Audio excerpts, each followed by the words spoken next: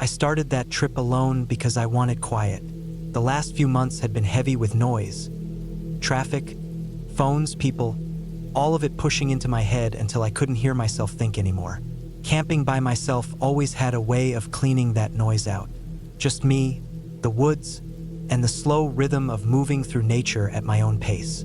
I drove out early in the morning, my pack loaded with the usual gear: tent, sleeping bag, food sealed tight in bear canisters, knife, extra clothes, a small stove, enough water, and a map. I parked at the trailhead, locked the car, and started the hike. The air was cool, not cold, and the sun was low enough to cast long shadows through the trees.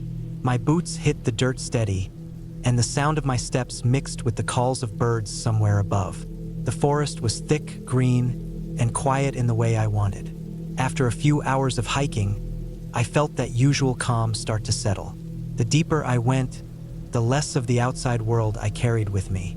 It was just the sound of my breath, the weight of my pack, and the trail stretching forward. I'd planned to set up camp near a small clearing I'd marked on the map, a spot far enough off the main path that I could stay undisturbed. I reached it by late afternoon, found a patch of ground that looked flat enough, and dropped my pack. The clearing had a soft carpet of pine needles, and the trees circled tight enough to give shelter from the wind. As I scouted the area, my eyes caught something odd. Not far from where I was standing, maybe 20 yards into the trees, I saw the corner of fabric. It was a strange color against all the green and brown. I walked closer, and soon the shape became clear. A tent. It wasn't new. The fabric sagged, dirt streaked the sides, and the rainfly was half torn off. The zipper was open halfway, the flap hanging like a mouth. I stood there a moment, trying to figure out why it was here. It didn't look like anyone had been inside it for a long time. The ground around it was undisturbed. No fresh boot prints, no gear, no trash, nothing. Just this tent sitting there, worn and abandoned. My first thought was someone had left it after a storm or maybe couldn't carry it out. People do that sometimes, leave old gear behind. But the longer I looked, the less it felt like that. It wasn't shredded completely, and it wasn't collapsed. It was upright, as if someone had left in a hurry and never came back. I circled it slowly. The fabric on one side was sun-bleached, almost gray, showing it had been there through more than one season. There were no signs of animals tearing into it, which struck me as odd. Normally, wildlife messes with abandoned gear. I stood there debating if I should look inside. The half-open zipper gave me a clear enough gap. I crouched low, put my hand on the edge, and peeled the flap back just enough to peer in. The smell hit first. Not rot, not exactly, but stale, damp, and closed up for too long. Inside was a sleeping bag, dirty and bunched up, a foam pad underneath it, and a couple of old water bottles rolling in the corner. A backpack lay against the back wall, collapsed in on itself like it was empty. I didn't want to touch anything. Something about it felt wrong. There was no sign of a person, no food wrappers, no clothes scattered, nothing that showed someone had left camp casually. It looked frozen, as if whoever slept here had stepped out and never returned. I backed away and walked slowly to my own clearing. The sight of it stuck in my mind while I set up my tent. Every time I bent to stake something down or roll out my bag, I thought of that other tent sitting silent through who knew how many nights. When evening came, I built a small fire, cooked a simple meal, and tried to settle. But the woods carried a different tone now. Every snap of a branch or shuffle in the leaves made me think of that abandoned shelter.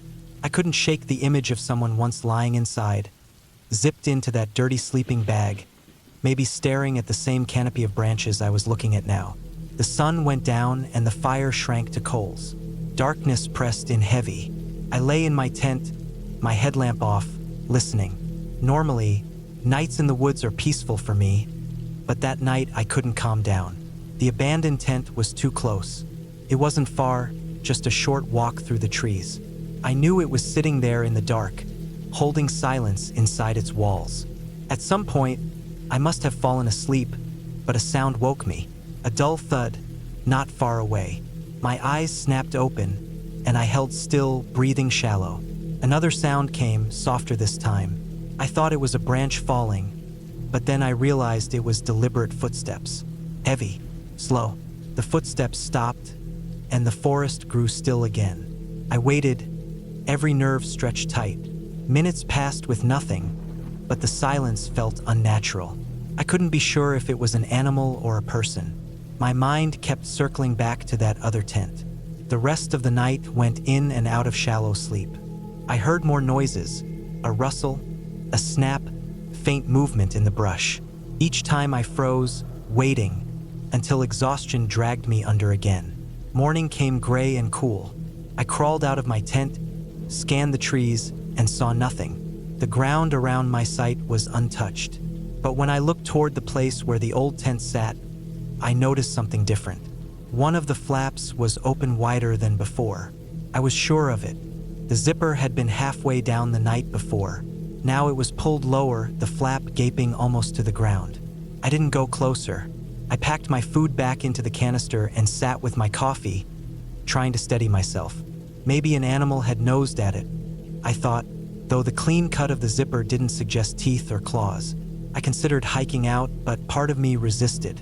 I'd come out here to get away, to stay alone, to clear my head. Leaving after one uneasy night felt like giving in to nerves. Still, that tent pulled at me.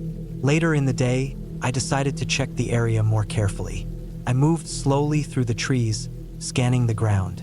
About 20 feet beyond the abandoned tent, I found a small path, faint but visible.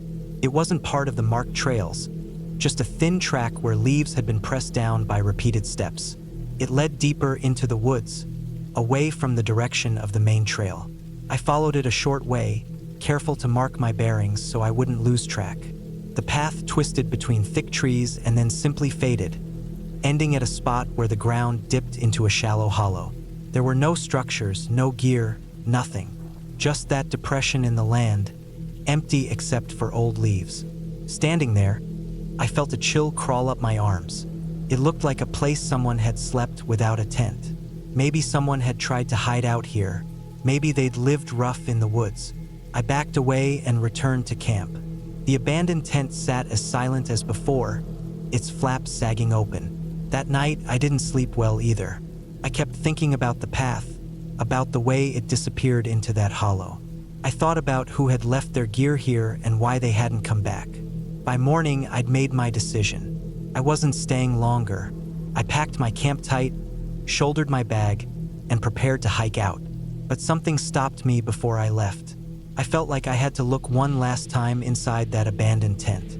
Maybe it was curiosity, maybe it was the need to settle my nerves, but I couldn't leave without knowing. I walked over, crouched at the flap, and pulled it back.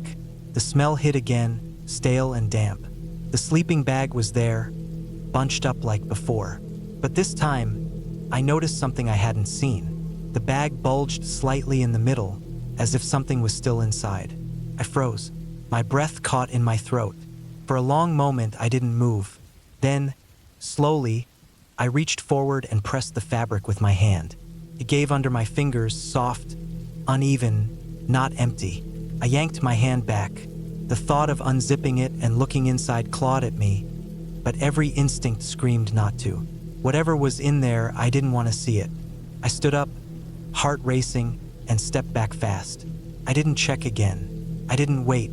I turned and hiked straight toward the trail, moving quick and steady, my pack heavy on my shoulders. The whole way back, I kept glancing over my shoulder. The forest was quiet, but I felt eyes on me. Not human eyes, maybe, but the weight of something unseen. When I reached the car, I threw my pack inside and drove without stopping. Only when I hit the main road did I let myself breathe deeply again. That abandoned tent is still in my mind now. I never reported it, never told anyone exactly where it was. Maybe I should have. Maybe someone needs to check. But I know what I felt pressing under that fabric. And I know I never want to see it again.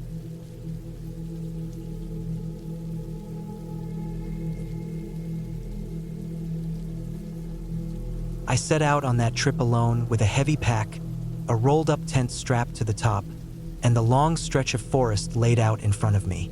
It was late summer, the kind of time when the air felt dry in the day but turned sharp and cold at night. I wanted quiet. I wanted the sound of wind through the leaves instead of traffic, the smell of pine and dirt instead of fuel and smoke. I had done shorter trips before, 2 days at most, but this one I planned for 4 nights. Deep in the woods, far enough that I would hear nothing but myself and the forest. The first day was nothing but walking.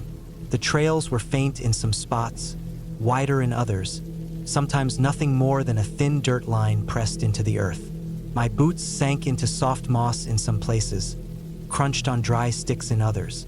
Sweat ran down my back even though I kept a steady pace and drank from the bottle clipped to my belt every hour. Around late afternoon, I found a small clearing that seemed good enough.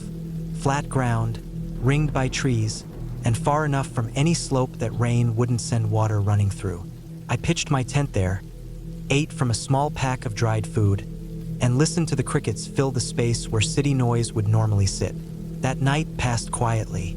I lay awake a little longer than usual, not out of fear but out of that strange feeling you get when you're alone in a place you know is wild. The thin walls of the tent made me hyper-aware of every sound. An owl calling, a branch shifting, leaves crunching under something's weight. But nothing came close, nothing disturbed me, and by midnight sleep pulled me under. The second day I walked deeper. I had a small notebook where I marked trees with odd shapes, fallen logs, or bends in the trail so I could find my way back. My compass stayed clipped to my chest strap, and I checked it often. I wanted no chance of losing my bearings. I hiked for hours until the sun slid down behind the treetops and the light started dimming into that gray stage that comes before nightfall. I found another spot, smaller than the first, and cleared out a patch of sticks and rocks. When I crouched near a wide tree to tie off one of the guy lines for my tent, I noticed something. At about chest height, stuck deep into the bark, was a knife. Not a pocket knife, but a fixed blade with a dark handle.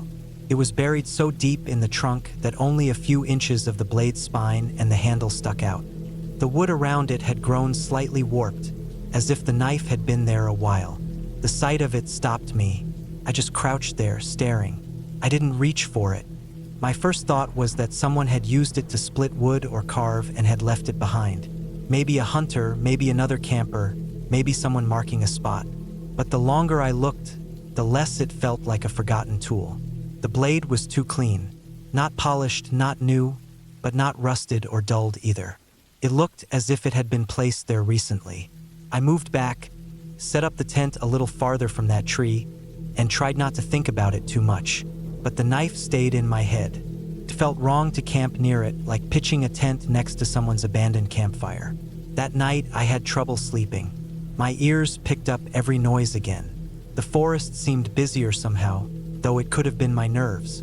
I kept rolling over, checking the time on my watch, closing my eyes, then snapping them open again. Around midnight, I swore I heard footsteps, light ones moving across leaves not far off.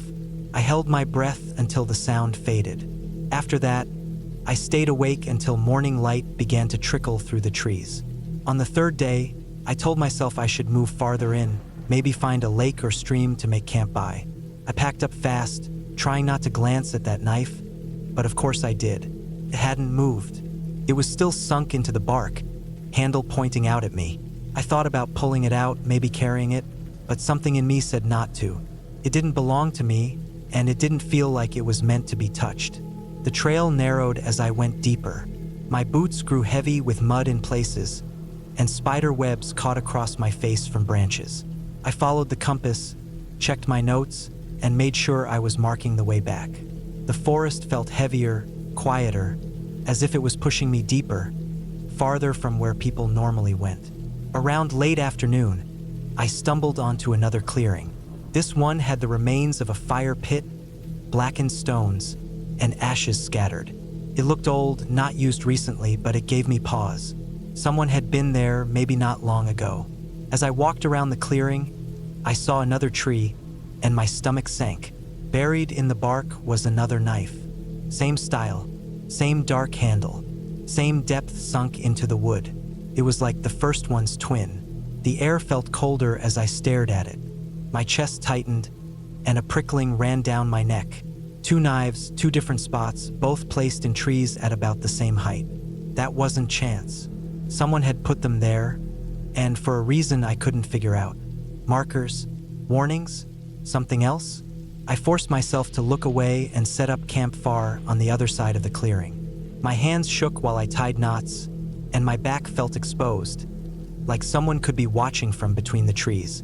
The quiet pressed in on me harder than before. That night was worse. The sounds returned. Snapping twigs, rustling leaves, the faint crunch of steps.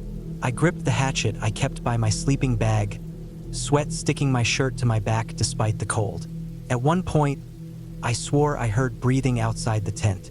Slow, steady, right there beyond the thin layer of fabric.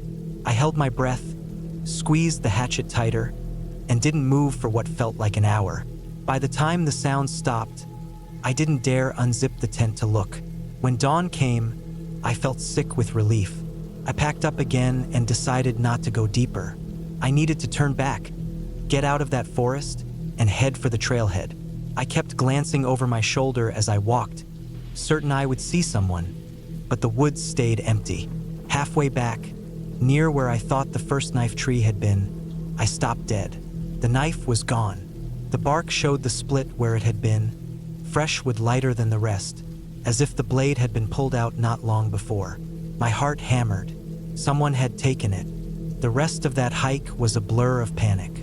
Every sound was a person. Every shadow was movement.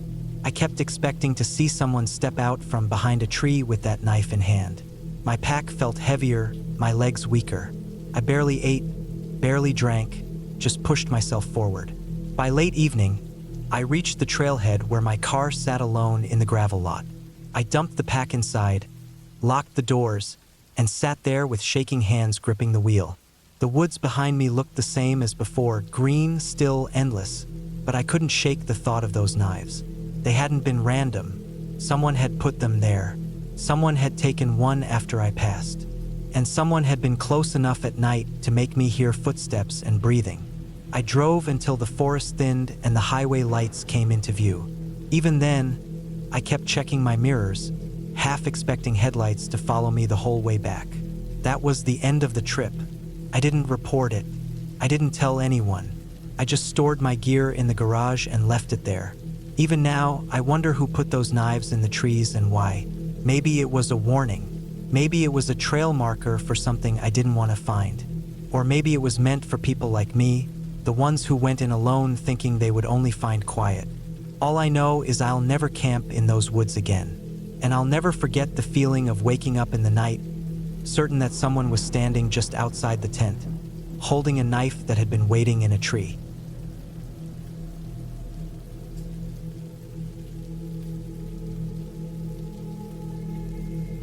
I always liked the idea of camping alone.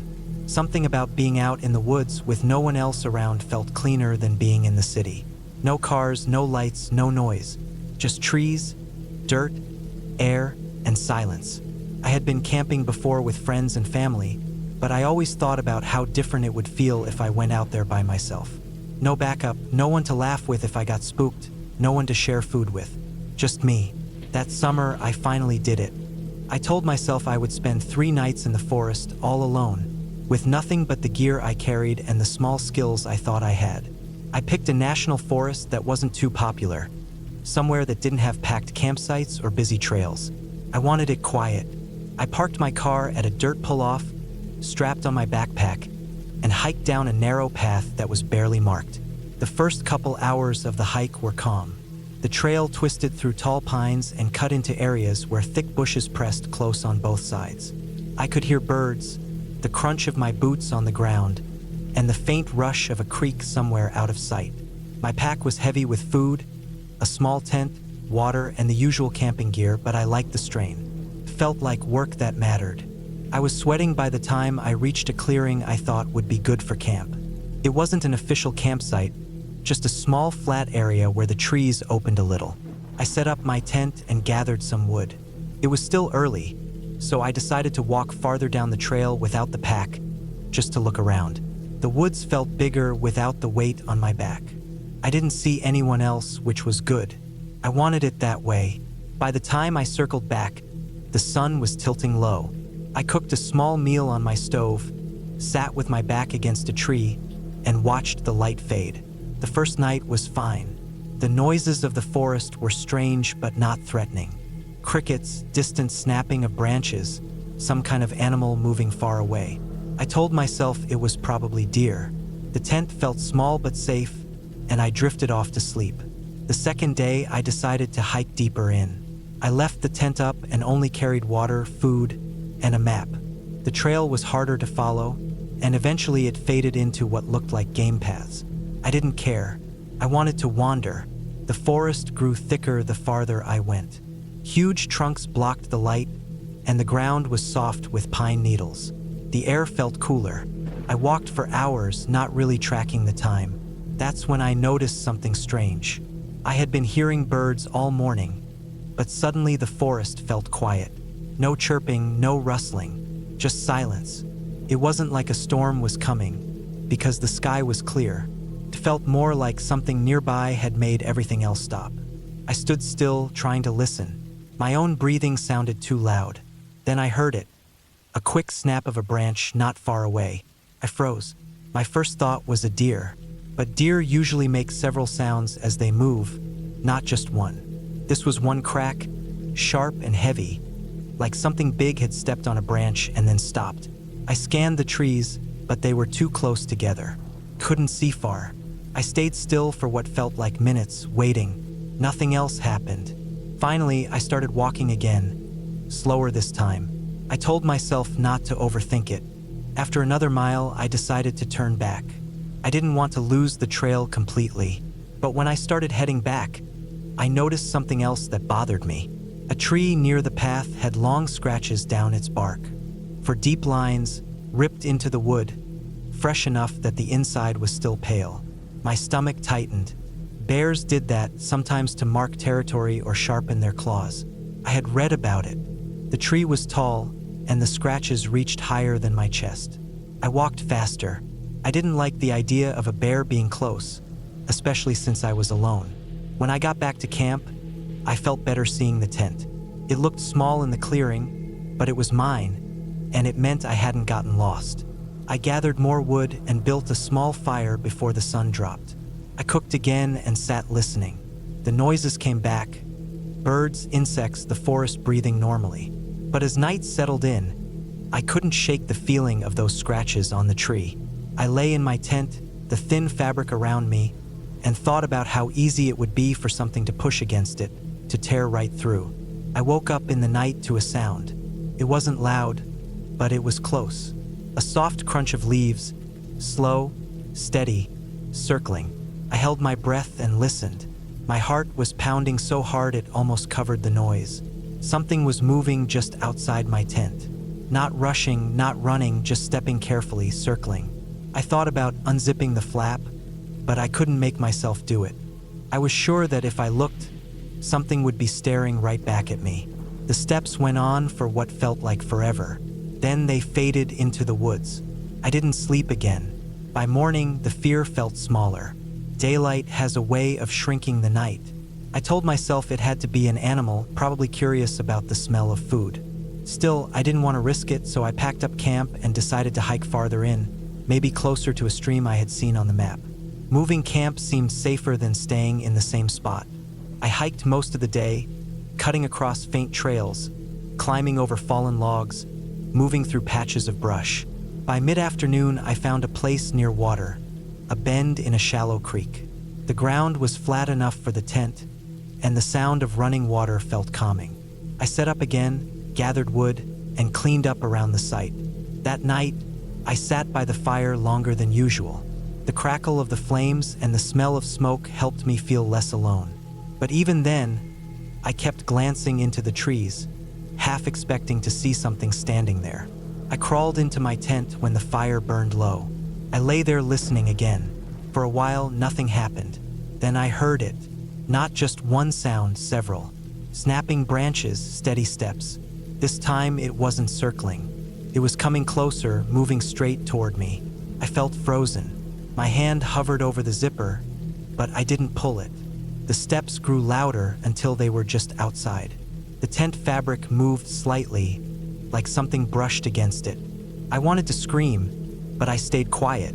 Then I heard breathing. Slow, heavy breathing, right outside the thin wall of nylon. I stayed like that, every muscle locked, barely breathing myself. The sound went on for minutes, then finally drifted away. I didn't sleep at all. I just lay there waiting for the sun. When morning came, I crawled out and checked around. The dirt near my tent was disturbed, scuffed, pressed down. Whatever it was, it had walked around the camp in the night. That was when I made the decision. I wasn't going to stay another night. I didn't care about finishing 3 nights anymore. I wanted out. I packed fast, shoving gear into my pack, hardly caring about neatness. I started back toward where I thought the car was, but the forest felt different now. Every sound made me turn. Every branch snap made me grip the straps of my pack tighter. The trail was hard to follow, and I wasn't sure I was even on the same one I came in on. Hours passed, and I still didn't see the clearing where I had first camped. Then I noticed something that stopped me cold. Another tree with the same scratches as before, deep, high marks carved into the bark. But this one was fresher. The wood inside was wet, as if it had just been torn open. And below it, on the ground, was something worse. A piece of torn fabric, dirty, weathered, caught in the bark at the bottom. It looked like part of a shirt sleeve. My chest tightened. I didn't touch it. I just stared. Someone else had been here, maybe not long ago. I walked faster, almost jogging at times. I didn't care about the trail anymore. I just wanted to head west, where I knew the road had to be. But the woods twisted me around. The creek bent, the hills shifted, and soon I wasn't sure which way I was going. The sun started dipping, and panic built in my chest. I couldn't spend another night here, not after hearing what I heard. But no matter how far I went, the forest stretched on. I finally stumbled into a small clearing, panting, my legs shaking. In the middle of the clearing was something that made my blood run cold. A fire pit, not mine. Stones arranged in a circle, blackened with soot. Beside it was a log with marks of a knife cut into it, deep slashes like someone had been carving. And on the ground nearby was a boot, worn, muddy, too big to be mine. I backed away, my throat tight, my eyes scanning the trees. Whoever made this had been camping out here too. But there was no tent, no bag, no person. Just pieces left behind like they vanished.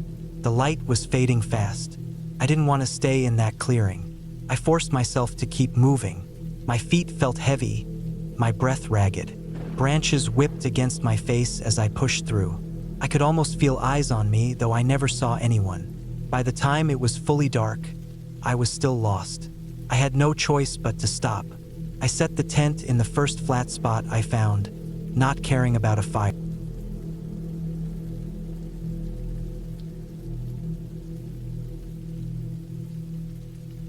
I had been planning the camping trip for a long time. The idea was simple. Leave the city for a few days, get away from people, breathe in fresh air, and sleep under the trees with nothing but the sounds of the woods around me. I didn't go out there for adventure or thrill-seeking. I just wanted quiet. My plan was to drive out as far as I could, park, then hike into a section of forest I'd seen marked on maps but rarely visited. I packed my backpack carefully with food, water, a small tent, a sleeping bag, a flashlight, a knife, some extra clothes, and a few basic survival tools. Everything was organized to keep me comfortable and prepared for at least 3 nights. The drive out there was long but peaceful. The further I got from the city, the more the noise of life seemed to fall away. By the time I reached the dirt road that would take me closer to the forest line, there were no more cars behind me, no gas stations, no small stores, nothing. Just a quiet stretch of road and trees pressing in closer as I drove deeper. When I finally parked in a small open patch of dirt off the side of the road, the silence was thick. I left the car locked, shouldered my pack, and started walking. The trail I followed wasn't much of a trail at all, more of a narrow animal path, sometimes disappearing under roots and fallen leaves.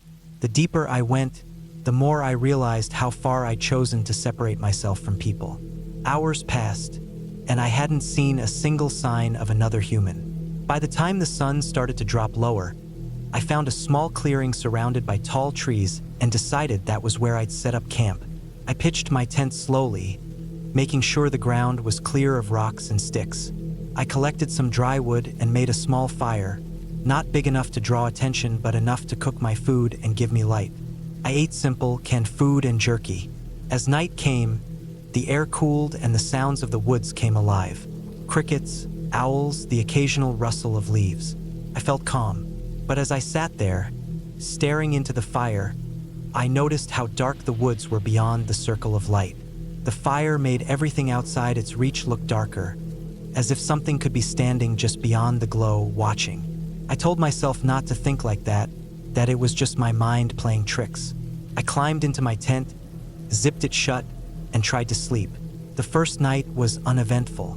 I woke up a few times, the usual when camping, hearing twigs snapping, the wind shifting through trees, or some animal moving through the brush. At one point, something passed close to the tent. I could hear the steps, heavy enough to crunch leaves but not heavy like a bear, more like a deer. I stayed quiet and let it move on. By morning, the world outside was calm again. The second day, I explored deeper into the forest, leaving my camp set up. I carried only some snacks, water, and a small knife with me. The woods felt endless, and at times it was hard to tell direction. I marked my way carefully, using bits of cloth tied to branches so I wouldn't lose my path. Hours went by as I wandered, stopping every so often to listen. At one point, I thought I heard something else moving behind me. The sound would stop when I stopped. It was faint, too faint to be sure. I told myself it was just the echo of my own steps or maybe some small animal curious about me. When I made it back to camp in the late afternoon, something didn't feel right.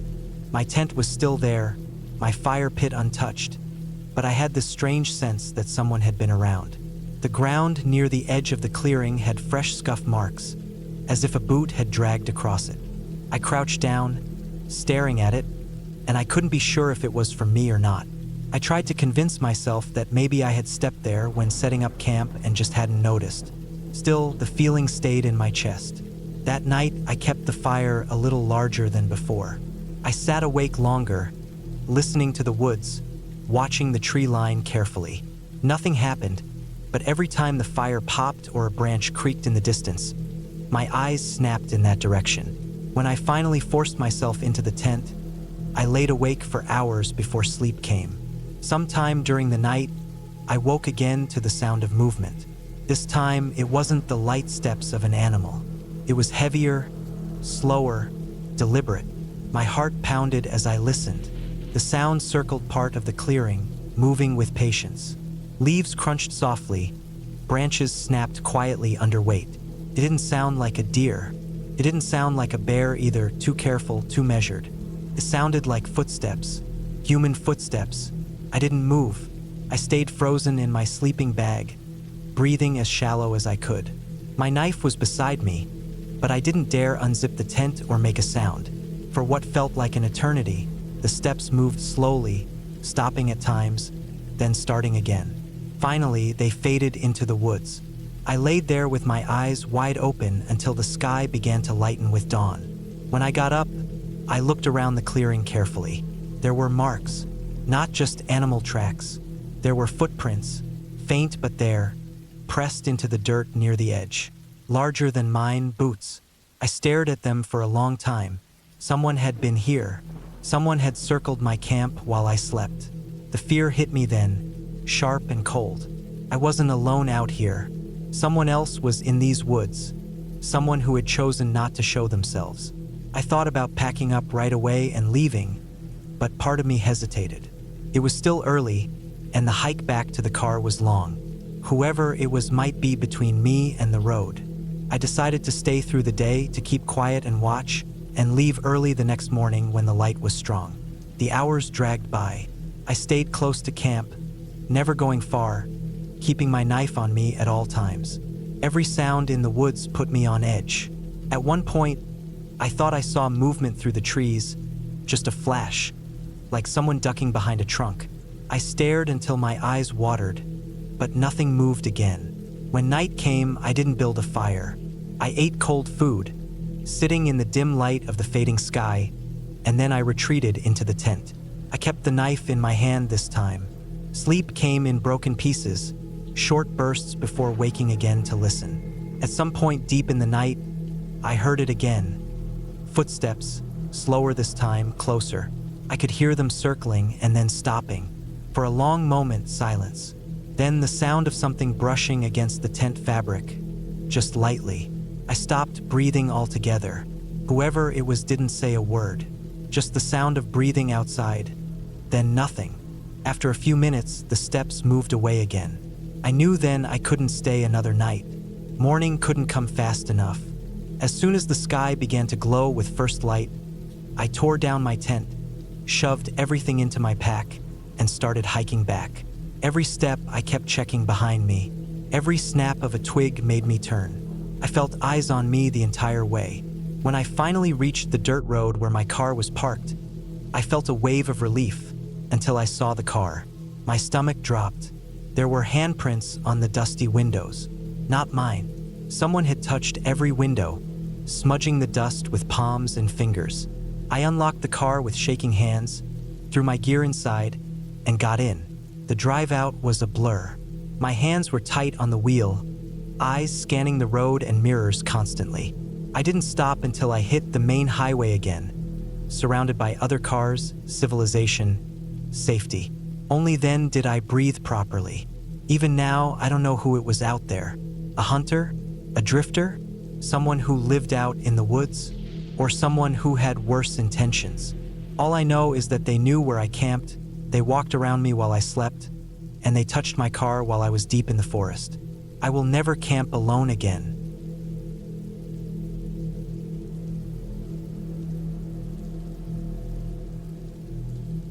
I had camped alone before, and I had always told myself that the quiet of the woods was something to get used to, not something to fear.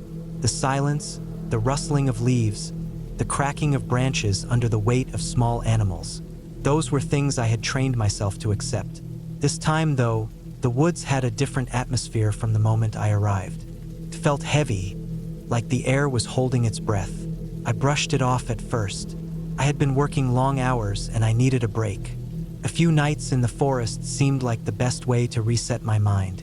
The trip started the way most of my trips did. I parked at the edge of a trail that was rarely used, pulled out my pack, and started walking into the trees. The trail narrowed quickly, roots cutting across the dirt like veins, rocks scattered in uneven patches. It wasn't an official campsite, and that was the point. I wanted space, solitude, nothing around me but trees, dirt, and sky. The deeper I walked, the more distant the world behind me felt. I carried a heavy pack, tent, sleeping bag, food, water filter, cooking gear. It weighed on my shoulders as I hiked, but the rhythm of each step kept me moving. I passed small streams where the water trickled over smooth stones, and I saw the occasional deer darting away the second it caught wind of me. The sun was still high then, burning through gaps in the trees and warming the back of my neck. By late afternoon, I found the place I wanted to camp. It was a small clearing, just big enough for my tent, surrounded by tall pines. Their trunks rose like dark pillars into the sky, the branches above closing off most of the light. The ground was soft with pine needles. I set down my pack, stretched my shoulders, and began setting up. The tent went up without trouble. I staked it down, laid my sleeping bag inside, and sat for a moment, listening. The woods were quiet in that deep way that presses against your ears. I thought I heard something moving far off, a distant crack of a branch, but then it was gone. I told myself it was just a deer. I collected wood, broke branches, and built a small fire pit. By the time flames were dancing in the circle of rocks, the sun was sliding down past the trees. Shadows grew longer and the sky shifted from gold to deep blue. I cooked a simple meal, instant rice and jerky, and ate with my back against a tree, staring into the fire. When darkness fell, it was complete. The fire lit only a small circle around me, and beyond that, the woods were nothing but black. I lay in my tent after putting the fire out, the air cooling quickly, and listened to the faint noises of the forest. An owl called once in the distance. Something small moved through the leaves nearby. I was used to that. It was normal. What wasn't normal were the sounds I heard sometime after midnight. Started faint, so faint I thought I had dreamed it. A high, thin sound, like a scream carried over a long distance. I opened my eyes, staring at the roof of my tent, holding my breath to hear better. The sound came again, just barely carried on the wind. A scream, not an animal, not the sharp bark of a fox or the cry of a bird. It was human. I lay frozen, every muscle tight. The scream echoed faintly, stretched out, then cut off. Silence followed. My heart was pounding so hard I could feel it in my chest. I told myself it could be kids, maybe campers on the other side of the ridge, making noise, maybe someone messing around. But the longer I listened, the less that excuse worked. Another scream came, sharper this time, cut through the night like a blade. It was far away, but not far enough. My stomach sank. It didn't sound playful. It sounded like someone in pain. I wanted to unzip my tent and look, but at the same time I didn't. There was nothing to see in that black forest. No flashlight beam would stretch far enough. If I left the tent, I would only feel smaller, exposed. So I lay still, every sense focused outward, waiting. The screams came again, off and on, for what felt like hours. Sometimes they were closer, sometimes farther, as if whoever it was moved through the woods. Then there would be silence, long stretches of it, just when I thought maybe it was over. Then another cry would cut through, thin and ragged, sending shivers down my spine. At some point, I drifted into a half-sleep, but even then, my dreams were filled with the sound of screaming. When morning finally came, it was a gray, pale light that seeped through the tent. I sat up slowly, stiff from the cold and from not sleeping well. The forest was silent again, too silent. I unzipped the tent and stepped out. The air was damp, the ground slick with dew. My fire pit was just a ring of blackened ash. I told myself to pack up and leave. That was the first thought I had. But part of me was curious against my better judgment. Who had been screaming out there? Was it someone hurt? Someone who needed help? The thought nagged at me. I cooked breakfast quickly, ate without tasting it, and shouldered my pack. Instead of heading back toward the trail, I walked in the direction I thought the screams had come from. The forest was thick, branches clawing at my arms as I pushed through. The ground sloped downward, leading me into a shallow valley where the air was colder. I found no path, no sign of people, just trees pressing close, the smell of damp earth filling my nose. After about an hour of searching, I came across something that made my skin prickle. It was a small clearing, maybe 20 feet across, and in the middle of it was a fire pit.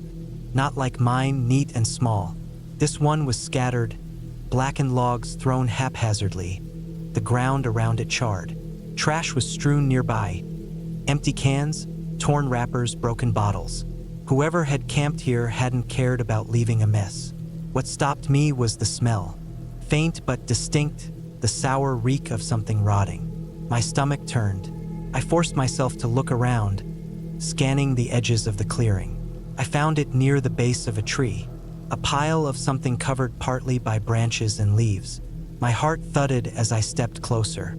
It was the body of a deer, or what was left of one. Its rib cage was open, bones picked clean in some places, flesh hanging in others. Flies buzzed lazily over it. At first I told myself it was just hunters. People kill deer all the time, but the way it was left, dumped, half-covered, it didn't feel like hunting. It felt careless, almost like a warning left behind. I backed away slowly, every instinct telling me I shouldn't be there. My eyes scanned the trees, half expecting someone to be watching. The forest was still silent, but now it felt watchful. I turned and started back toward my camp, moving quickly. My pack bounced on my shoulders, branches whipped my face, and the silence pressed harder. I kept glancing over my shoulder, though I saw nothing. Back at my camp, I sat on a log trying to steady my breathing. I told myself I'd leave immediately. I didn't care about staying another night. Whatever was happening out here wasn't my problem. But then, as I was taking down my tent, I heard it again. The scream. This time it was closer. It tore through the trees, raw and broken, and I froze with the tent half collapsed in my hands. My skin prickled, sweat beading at my neck. The scream cut off, and the silence that followed was worse. I finished packing as fast as I could, hands shaking. My only thought was to get out. I strapped my pack tight and started down the trail toward where I had parked. My boots thudded against the dirt, each step too loud, but I didn't slow down. The forest closed around me, every shadow darker than before. My nerves were frayed, my eyes darting at every movement. Squirrels, birds, the creak of trees in the wind. All of it made me jump. After an hour, I stopped to catch my breath. That's when I saw something in the dirt ahead of me. Footprints. Not boots, not shoes. Bare feet. The prints were fresh, pressed deep into the mud, leading along the trail in the same direction I was headed. My throat went dry. Whoever it was, they weren't far ahead. I stood frozen, staring at those prints, unsure whether to keep going or turn back. My car was still miles away, and the only way out was forward. I forced myself to move, heart hammering, eyes scanning the trees for movement. The screams never came again, but I felt them in the silence, like an echo in my head. The bare footprints continued along the trail for nearly half a mile, then cut suddenly into the trees. I didn't follow, I just kept walking. When I finally reached the edge of the forest and saw my car through the trees, my knees almost gave out with relief. I unlocked the door, threw my pack in, and sat behind the wheel, gripping it until my knuckles turned white. As I drove away, I kept watching the tree line in the mirror, half expecting to see someone step out, barefoot, watching me go. I never heard the screams again after that trip.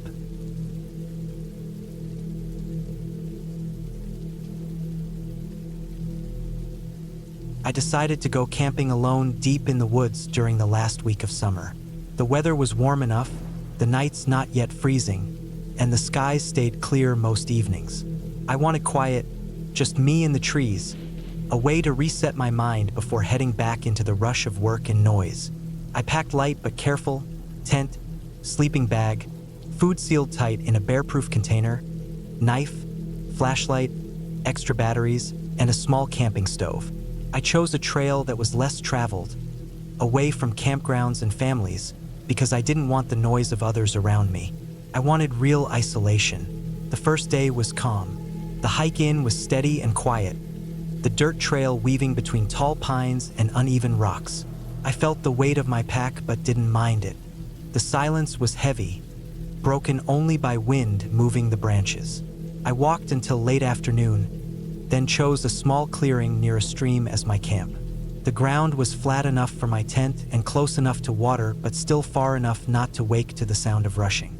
I set up carefully, drove the stakes deep, and double-checked everything. The woods felt heavier as the sun dropped behind the trees, but it was still peaceful. That first night, I ate a simple meal, listened to the water, and lay down in my tent with the rainfly on. I heard the soft sounds of insects and the occasional cracking branch somewhere far away, the kind of sounds that are normal in the woods. I fell asleep easily. The second day, I explored. I followed the stream farther uphill, checking the rocks and the way the water twisted through fallen branches. I climbed up a ridge to get a view of the endless forest below. It stretched green and dark in every direction, with no roads or rooftops anywhere in sight. Felt like I was completely alone in the world. I cooked again in the evening, cleaned everything carefully, and put the food away properly. I knew the rules: don't leave anything out, don't give animals any reason to come closer.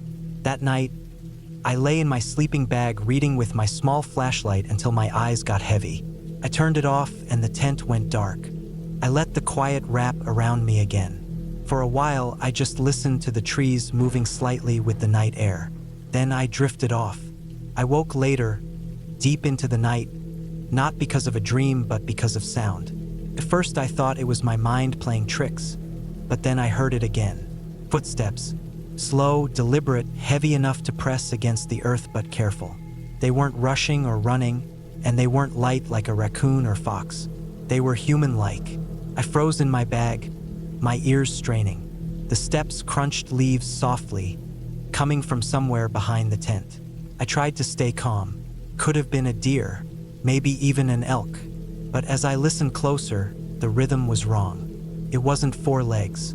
It was 2. Step, step, step. Pausing now and then as if whoever it was or whatever was stopping to listen too. My heart started to beat harder. I told myself I was alone. Nobody was supposed to be here. I had seen no other hikers, no campsites, no smoke. Nothing. The footsteps circled slowly, moving from behind the tent toward the side. I held my breath. I wanted to grab the knife I kept near me, but even that small sound of movement inside the tent felt dangerous. The steps were close enough now that I could almost feel the ground shift lightly under them. Then they stopped, dead silent. I waited. My chest hurt from holding my breath, but I didn't want to make a sound. The silence stretched, thick and heavy. Then, after what felt like forever, the footsteps started again, moving away, farther until I couldn't hear them anymore. I didn't sleep again for hours. I stayed awake, listening, waiting, every small sound magnified in my head. When the first weak light of morning pushed through the fabric of the tent, I finally unzipped it carefully and looked around. The ground was damp from dew, and I searched for marks. At first, I saw nothing but scattered leaves and soft soil. Then I noticed faint impressions, too long for a deer, too narrow for a bear. They were shoe prints, human. The size looked average, not small, not massive, just someone. The realization made my stomach drop. I was miles into the woods off the main trails. I hadn't seen anyone. Who would walk near my tent in the dead of night and then leave without a word? I tried to shake it off through the day, telling myself maybe some other hiker had wandered nearby and gotten curious. Maybe they had just passed by. Still, I couldn't ignore the unease crawling inside me. I moved camp farther up the ridge that afternoon, choosing a spot harder to find, more tucked into the trees. I thought maybe being less exposed would help. I cooked quickly, cleaned, and got inside the tent before full dark. I tried reading again, but I couldn't focus. I kept clicking off my light and listening, trying to catch anything moving outside. Hours passed, and I must have dozed. I woke again to the sound. The same slow, heavy steps. They were back. My mouth went dry instantly. The steps came from farther off this time, down the ridge, but they were climbing, coming toward me. I strained to listen, and I realized something that made my skin prickle. The steps weren't wandering. They were moving directly toward where I was, as if whoever it was knew exactly where I'd gone. They stopped just beyond the tent again. I could hear breathing faintly, the soft drag of air in and out, not far from my head on the thin fabric wall. I gripped the knife in my hand under the sleeping bag, every muscle locked tight. Then I heard the sound of something brushing against the nylon. A finger? A hand? Slid down once, slow, then nothing. My chest pounded so hard I thought the sound would give me away. Minutes stretched. Finally, the steps began again, circling wider this time, then fading back into the trees. I stayed frozen until the gray of morning came. When I stepped outside, I found them again. Shoe prints, clearer now in the softer dirt. They came straight up the ridge toward my tent and stopped just outside it. Whoever it was had stood there for a long time, only a thin piece of fabric between us. Fear gnawed at me now. This wasn't random. Someone was following me. Someone who didn't want me to see them in the day but wanted me to know at night. My mind raced through possibilities. A hunter? Someone living off the grid? Or just someone with bad intentions? Couldn't know. I packed fast, almost shaking as I shoved gear into my pack. I thought about hiking straight out back to the trailhead, but it was miles away, and if I moved tired and fast, I could get hurt. So I decided to push farther up to a rocky area I remembered seeing. If I camped there, at least the ground would be harder for footsteps to approach quietly. By afternoon, I reached the rocks. The trees thinned, the ground uneven and harsh. I set the tent against a wall of stone, so nothing could come from behind. I didn't even cook that night. I ate a protein bar cold and drank from my filtered bottle. I packed everything else tight and put it in the bare container. I left nothing out. When darkness fell, I sat awake, knife beside me, flashlight in my hand. I didn't even lie down. Hours went by. The woods were silent except for the wind. Then it came again. The sound of footsteps, this time slower, careful. They came from the tree line below, one at a time, pausing between. Closer. My grip on the knife was slick with sweat. The footsteps reached the edge of the rocks. I waited, every nerve in my body sharp. But this time they didn't stop. They climbed onto the rocks. The sound was different. Harder, sharper, scraping slightly against stone. Closer, closer, until they were only feet away from the tent. Then silence again. I didn't move. I barely breathed.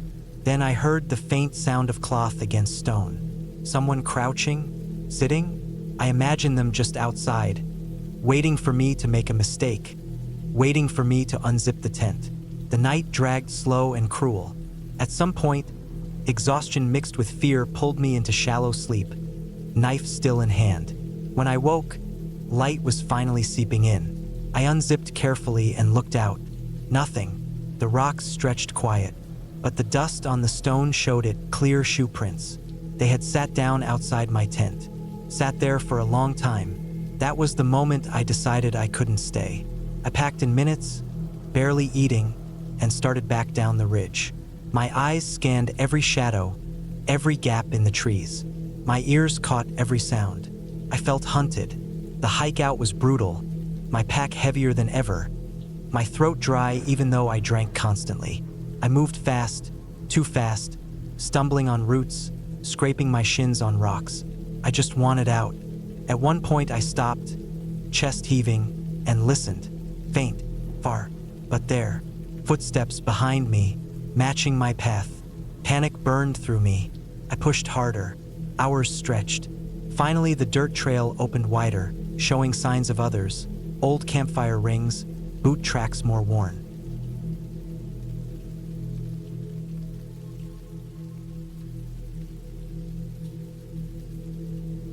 I had always thought the quiet of the woods was one of its best parts. No traffic, no phones buzzing, no city noise bleeding through walls. Just stillness, broken by birds or the crack of branches under your own boots.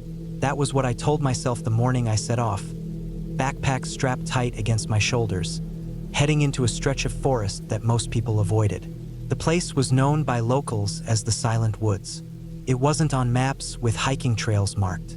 There were no signs pointing you in. It was just miles and miles of thick forest, barely touched by anyone. Old stories said hunters went in and sometimes didn't come back, but I brushed that off.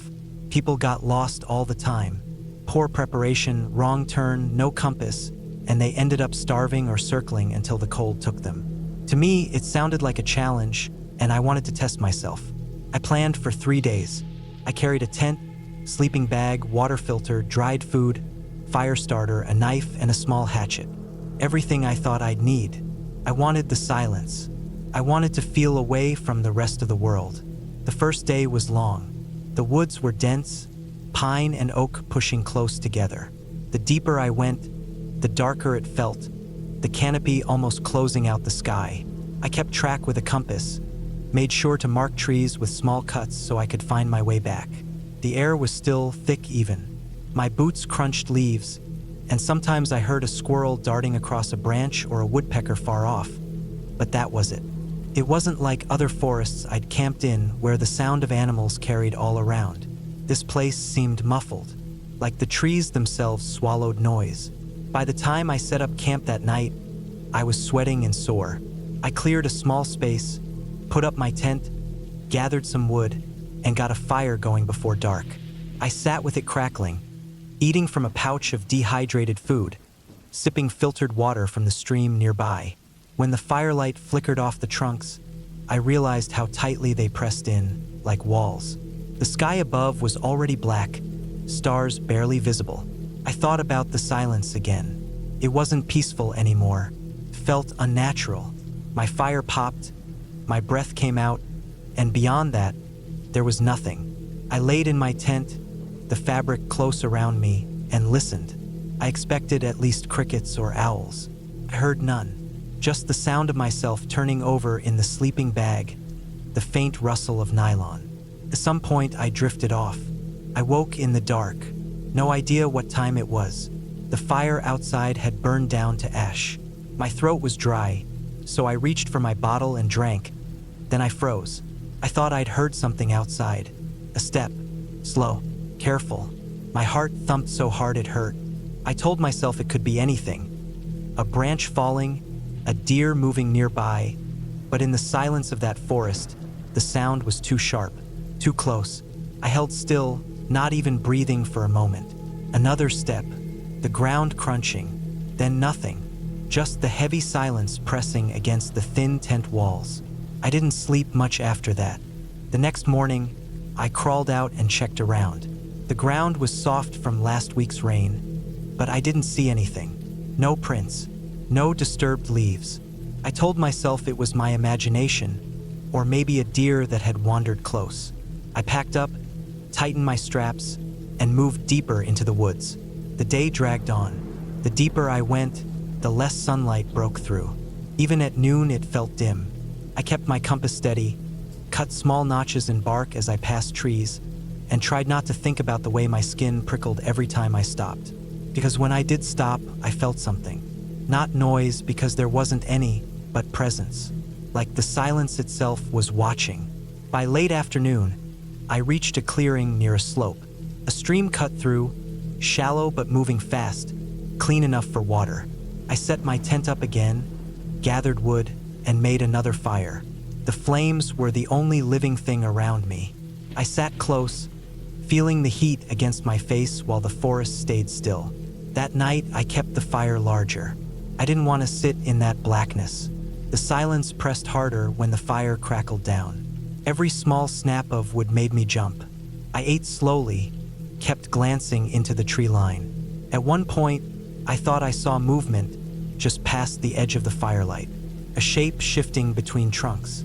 I stared until my eyes hurt, but there was nothing, just the woods. I forced myself to crawl into the tent when I was too tired to sit upright.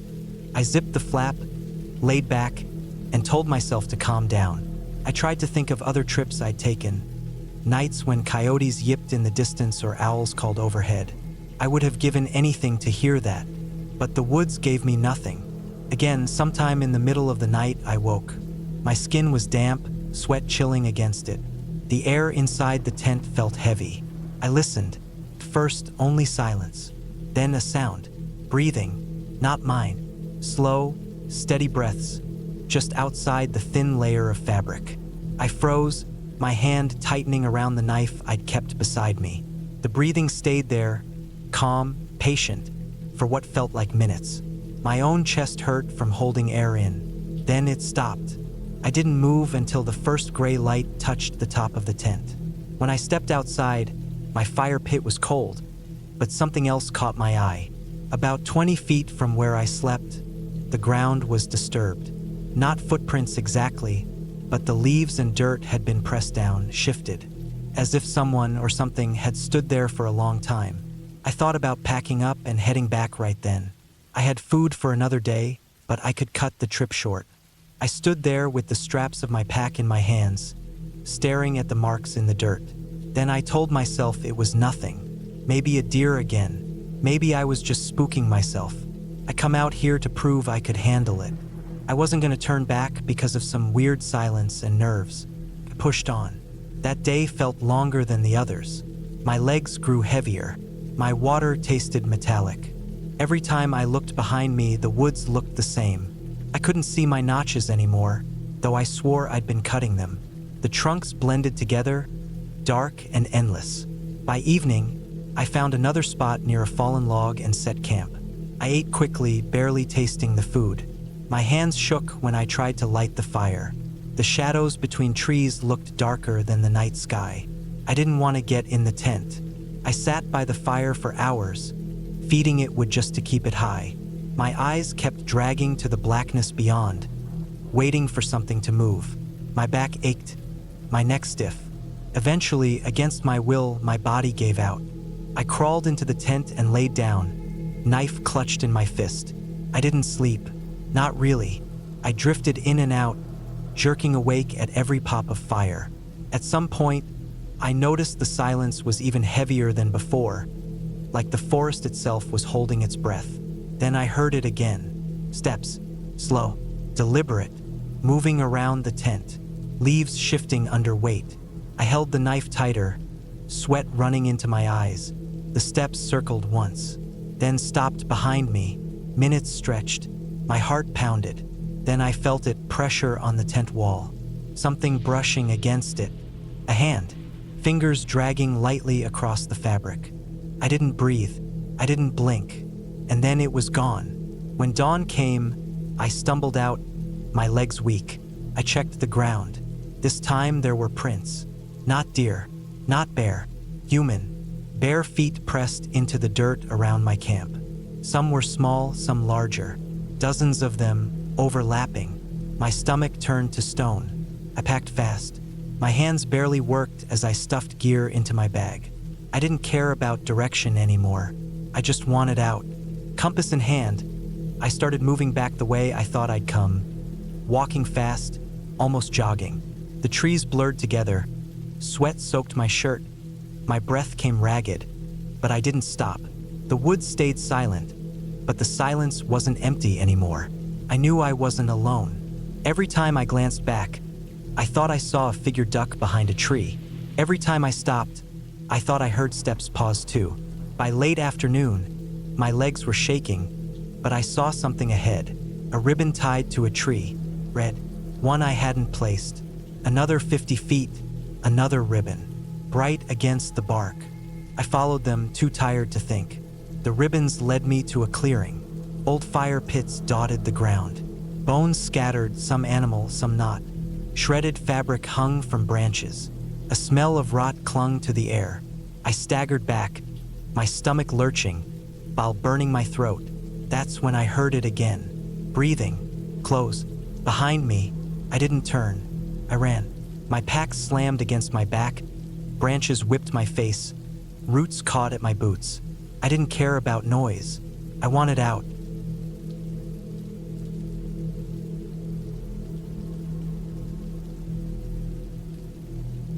I went camping alone in the late summer, thinking it would be a good break from the noise and busyness of everyday life. I had been planning the trip for weeks. I chose a spot far from the main trails, the kind of place where I wouldn't see anyone for days. I wanted quiet, just the woods, the river, the sound of the wind. I packed everything carefully. A tent, sleeping bag, food, water filter, small hatchet, flashlight, extra batteries, and a notebook I had promised myself I would fill with thoughts while being away from everything. I parked my car near a forest road and hiked about 6 miles in before setting up camp. The trail faded the deeper I went, and by the time I stopped, there wasn't much of a path anymore. Just leaves, roots, and rocks underfoot. I liked it that way, felt untouched, private. I set up my tent on a flat patch of ground not far from a creek. The sound of water running over the stones carried through the trees, a constant soft noise that seemed perfect to fall asleep to. After I got camp ready, I made a small fire and cooked a simple meal. The evening light came through the trees in long beams, cutting across the ground in golden streaks. It was peaceful in a way that's hard to find anywhere else. The first night was calm. I stayed up until the fire burned down low, then crawled into my tent. The sounds of the forest at night are always different than during the day. The birds are quiet, replaced by the clicking of insects, the rustle of something small moving in the undergrowth, the occasional crack of a branch falling. I wasn't nervous. I had camped alone before. I zipped the tent closed, pulled my sleeping bag up, and fell asleep listening to the creek. The next day I spent hiking around, not following any marked trail, just exploring the area. I walked along the creek upstream for a while, climbing over rocks, pushing through brush, sometimes stopping to rest and listen. I found a fallen log that had been torn apart by something, maybe a bear searching for grubs. I noted it but didn't think much of it. Wildlife was expected out there. I carried bear spray just in case. By afternoon, I returned to camp and rested. I read a bit, then gathered more wood for the fire. The air felt cooler that evening, and I noticed the forest had grown quieter than before. The silence wasn't complete, There were still insects, but it felt heavier somehow, as if the trees themselves were holding their breath. I pushed the thought aside, telling myself I was just not used to the deep quiet after a summer in town. That night was when I first felt it. I woke up suddenly, though I didn't know why at first. The fire had burned down outside, and the tent was filled with darkness. My watch said it was past 2 in the morning. I lay still, listening. The forest wasn't silent. There were crickets and the distant rush of water. But I thought I had heard something different, something that didn't fit. A snap, maybe like a footstep on a stick. I told myself it could have been anything. A deer moving nearby, or a branch falling. Still, I stayed awake, staring into the dark fabric of the tent, ears straining for every sound. A minute later, there was another noise. It was faint, but this time I was sure it was not a branch falling. It was slower, heavier, the sound of weight shifting on leaves. I held my breath. The noise came again, closer now. My heart started beating harder, and my palms grew damp. I told myself not to panic. Animals moved at night all the time, but the way it sounded, it wasn't wandering or grazing. It was steady, careful. Then it stopped. I lay there for what felt like an hour, though it was probably only minutes. I didn't move a muscle, listening. The silence pressed down on me. Finally, I reached slowly for the flashlight by my side. My hand trembled as I held it. I didn't turn it on right away. I listened again. Nothing. I switched it on quickly, the beam cutting across the tent fabric. Shadows of branches moved outside. Nothing more. I waited until my eyelids grew heavy again, then somehow drifted back to sleep. When morning came, I convinced myself I had imagined it. Maybe I had been half dreaming. Still, I felt uneasy as I stepped out of the tent. The ground around my campsite looked normal at first. Then I saw it. Not far from the tent, in the softer earth near the creek, was a footprint.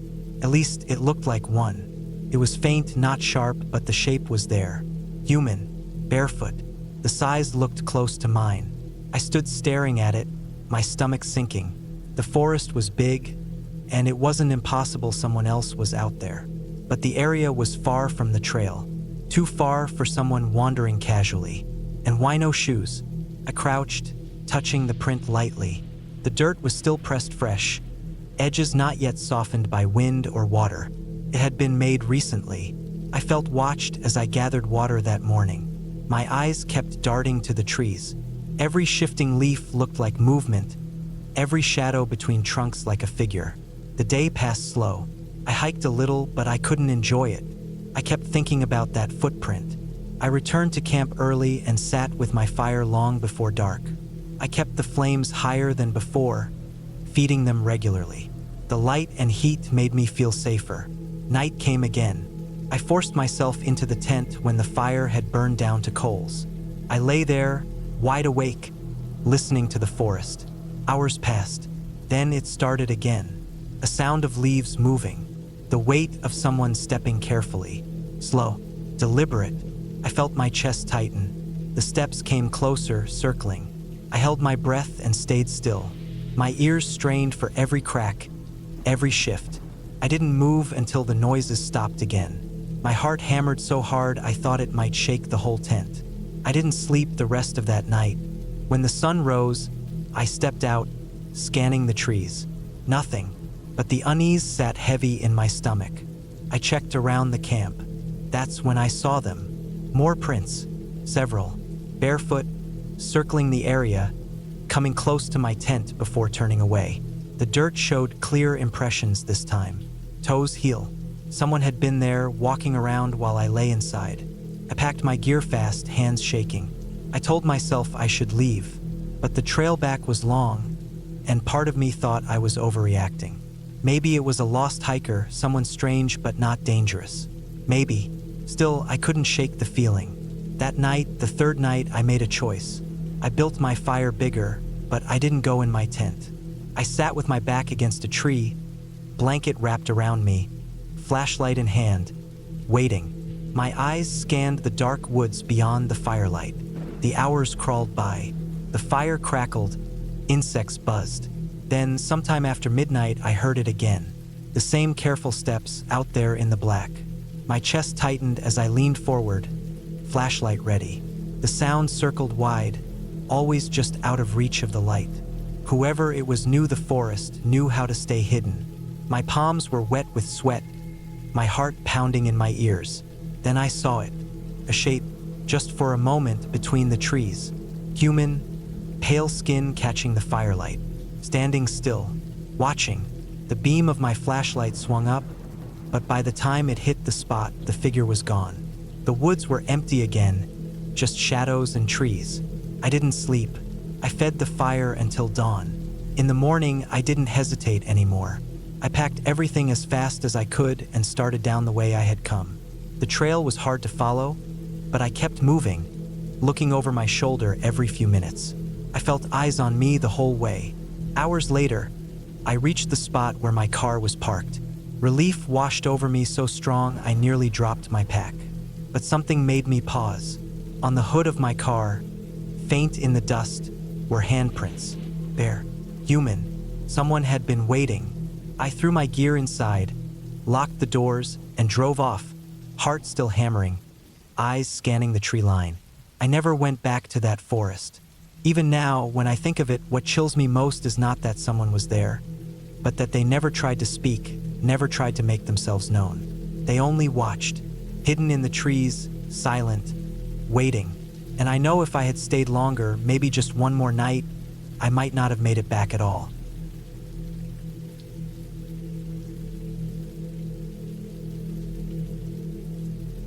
I had been looking forward to that camping trip for weeks. The plan was simple: drive out early in the morning, get away from people, find a quiet spot by the woods, set up my tent, and spend a few days with nothing but the sound of the wind and the smell of pine trees around me. I wanted peace, no phone service, no noise, no distractions. Just me, the woods, and the small gear I carried. I had printed a small map that showed several public campsites along the road leading deep into the forest. The one I had circled was a safe one, marked with proper facilities. It was about 10 miles down a dirt path after leaving the main road. I had never been there before, but I trusted the map and the little online description. It said there would be a designated parking area, some fire pits, and clear space for tents. By the time I left the highway and turned onto the forest road, the air already felt different. The trees lined both sides like tall walls, their branches bending over the road, making the whole place darker than it should have been in the afternoon. The gravel popped under my tires, dust rose in the mirror, and every turn looked the same. I kept checking the map on the passenger seat, counting the turns, trying not to miss the right spot. After what felt like forever, I saw a narrow pull-off to the side. It wasn't the proper sign I expected, just a gap in the trees like old tire tracks leading deeper. There was no signboard, no marker, nothing official. But for some reason, I convinced myself this must be it. The map wasn't exact, and maybe they had removed the sign. It looked like a way into the forest, so I took it. The path was rough, full of ruts, with grass growing in the middle. My car scraped branches as I drove through. After about half a mile, it opened into a small clearing. The grass was flattened in some areas like vehicles had parked there before. There was an old stone circle on the ground, probably used as a fire pit years ago. It didn't look like the neat campsite I had imagined, but it felt private, hidden. I thought I had found the perfect spot away from crowds. I parked and stepped out. The air smelled strong of pine, mixed with damp soil. The forest around was quiet, too quiet. No distant cars, no voices, just the faint creaking of trees. I unpacked my gear and set up the tent near the edge of the clearing where the ground was flat. I stacked my cooler by the car and gathered a few fallen branches to get a small fire going before dark. As I worked, I noticed how uneven the ground looked beyond the clearing. There were deep grooves in the dirt, not like natural erosion, but like something heavy had been dragged across over and over.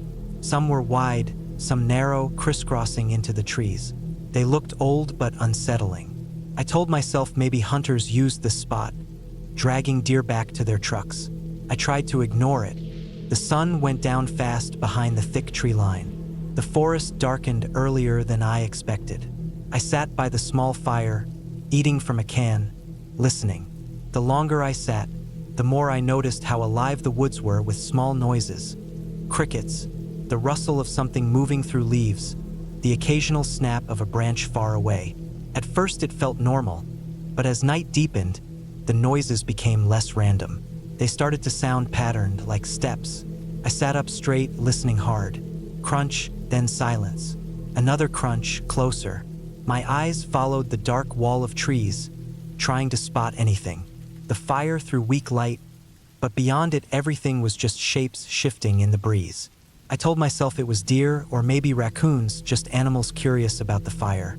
Still, I couldn't shake the feeling of being watched. I got up, threw more wood on the fire, and forced myself to keep calm.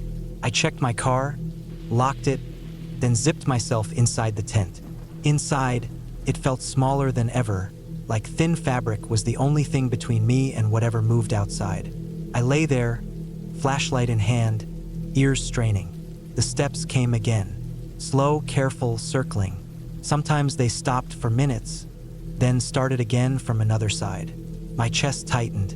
I wanted to believe it was wildlife, but the way it moved didn't sound random. It sounded cautious, deliberate, like someone testing the ground. At one point I swore I heard breathing outside, heavy and slow. Hours dragged like that. I barely slept. Every time I started to doze, a crack or crunch pulled me back awake. Sometime around dawn, silence finally came. The forest seemed to hold its breath. I unzipped the tent slowly, the cold morning air rushing in. The clearing looked normal, but when I walked toward the trees, I saw fresh prints in the dirt. Not boots, not shoes, bare feet. They weren't large, maybe average adult size, but the ground was soft enough to show toes and heels clearly. Whoever it was had walked barefoot around my tent in the night. My stomach sank. This wasn't an animal. Someone had been there, circling, watching. I packed quickly, hands shaking. I wanted to leave immediately, but the path out was narrow, and I still had to douse the fire and load everything. As I shoved things into the car, I noticed something I had missed the day before. At the edge of the clearing, hidden behind brush, there were piles of junk. Old cans, broken bottles, rusted tools, even scraps of clothing. Some looked very old, sun-bleached and shredded, but others looked newer. A torn shirt, a muddy shoe with its laces still tied. It didn't look like simple litter. It looked like someone had been living here, collecting things. A wave of dread hit me. This wasn't a public campsite. This was someone's place, deep in the woods, away from the main road. And I had set up my tent right in the middle of it. I threw everything into the trunk without caring how it fit and jumped into the driver's seat. The car roared to life and I turned onto the narrow track. Branches clawed the sides as I pushed through faster than before. My eyes kept darting to the rearview mirror, half expecting to see someone step into the clearing, watching me leave. The road seemed longer going out. Every bend looked the same, and I started to fear I had taken the wrong turn. My knuckles ached from gripping the wheel. Finally, the trees opened, and the gravel forest road appeared. I never felt so relieved to see plain dirt under my tires. I pressed the gas, not caring about rocks hitting the underside.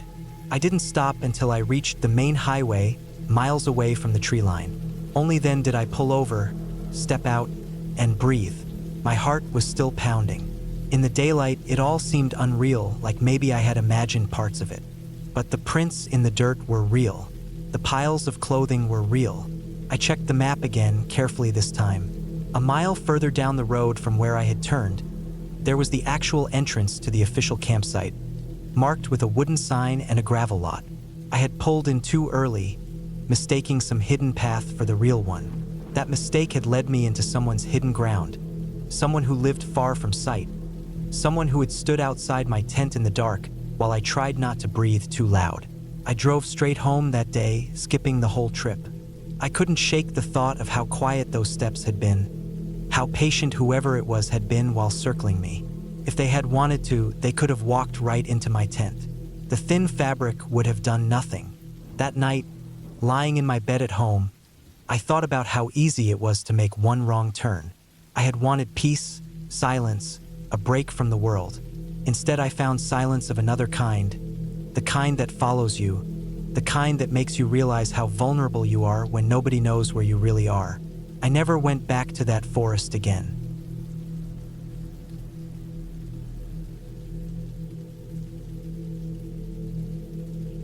I remember the first time I drove into those woods. The road narrowed the deeper I went, and the tall trees on both sides leaned in as if they wanted to close me off from the world behind me. The plan was simple. I wanted a quiet camping trip, alone, away from noise, work, and people. I had been restless for weeks, barely sleeping, with a mind always buzzing with small worries. I told myself that a few days in the forest would help me clear my head. I had picked a remote spot I found on an old map, a place marked only by a dotted trail and a small clearing symbol. No official campground, no cabins, nothing fancy. Just a clearing where I could pitch my tent and spend a couple of nights. That was what I wanted. Real isolation. By the time I parked my car on the side of the dirt road and slung my pack over my shoulders, the sun was still high but already beginning its slow fall. The forest was dense, quiet except for the buzzing of insects and the occasional crack of a branch under my boots. The trail was faint, almost swallowed by grass and fallen leaves, and I had to keep looking down to make sure I was still on it. It took me about an hour of steady walking before the trees opened up into the clearing. It wasn't large, just a flat patch of ground with a few stumps around the edges, almost like someone had cut trees there years ago and then left it alone. The grass was short, probably from deer grazing. It felt perfect at first glance, open enough to see around me but still wrapped in the forest. I set my pack down, stretched my back, and stood still for a moment. The silence was heavier here than on the trail. No distant cars, no voices, no faraway hum of life, just my breathing and the soft rustle of leaves. I unpacked slowly, setting up my small green tent near the center of the clearing. The ground was soft and damp but firm enough for stakes. I laid out my sleeping bag, a thin mat, and then gathered a small pile of wood from the edge of the clearing. I wanted to get a fire going before night fell, even if just for comfort. When the fire finally caught, the smoke rose in a thin line through the still air. I sat down on one of the stumps, eating from a small bag of trail mix, letting the warmth of the flames spread across my face. The forest darkened quickly, the light between the trees fading to gray, then black. That first night, I lay awake longer than I expected. The ground was uncomfortable, and the forest came alive in ways I had forgotten. Crickets chirped endlessly, leaves crackled as small creatures moved unseen, and every now and then a branch snapped sharply in the distance, making my muscles stiffen. I reminded myself that it was normal. Animals roamed at night, nothing unusual about it. But still, I struggled to sleep. When I did drift off, it felt like only minutes before I woke again. I heard something, a sound I couldn't place. Not close, not far. A sort of hollow thud, followed by silence. I held my breath in the dark, waiting, listening. After a while, the sound didn't repeat, and the forest returned to its steady rhythm. I eventually fell back into restless sleep. The morning was easier. The fire had burned out to a pile of cold ash. Sunlight poured into the clearing, making everything look safer, normal. I boiled water for coffee on my small stove and walked around the edges of the clearing. That was when I noticed something strange. Near the far side of the clearing, tucked against the tree line, was a spot of disturbed earth. At first, I thought it was just where an animal had dug, maybe a deer pawing the ground or something rooting for insects. But when I stepped closer, it didn't look natural. The ground looked flattened in patches, as if something heavy had pressed into it. There were shallow dents, not shaped like paws or hooves, but more like impressions from objects. I crouched down and touched the dirt.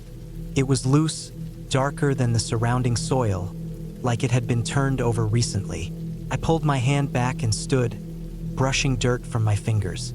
I told myself it was nothing, probably just where a tree had fallen years ago and the earth hadn't settled right. I tried not to think about it the rest of the day. I spent the afternoon hiking along a ridge not far from camp, following game trails and looking out over the thick forest below. It was beautiful but endless. From up there, The woods stretched in all directions like a sea of green waves. It reminded me just how alone I really was. When I returned to camp, the sun was already sinking. I got another fire going, ate from a can of beans, and tried to settle in for a calmer night. But again, sleep didn't come easily. It was near midnight when I woke to the sound of footsteps. Not animal sounds, not scurrying, not four-legged pacing. These were steady, heavy, deliberate steps, slow crunches of leaves and twigs under weight. My chest froze tight, and I pressed myself flat against my sleeping bag, ears straining. The steps circled the clearing, not close to my tent, but along the edge where the trees began. The fire had burned low, and I could barely see past the thin walls of fabric. The steps would come, pause, then move again, each pause stretching so long I wondered if whoever or whatever it was had stopped completely.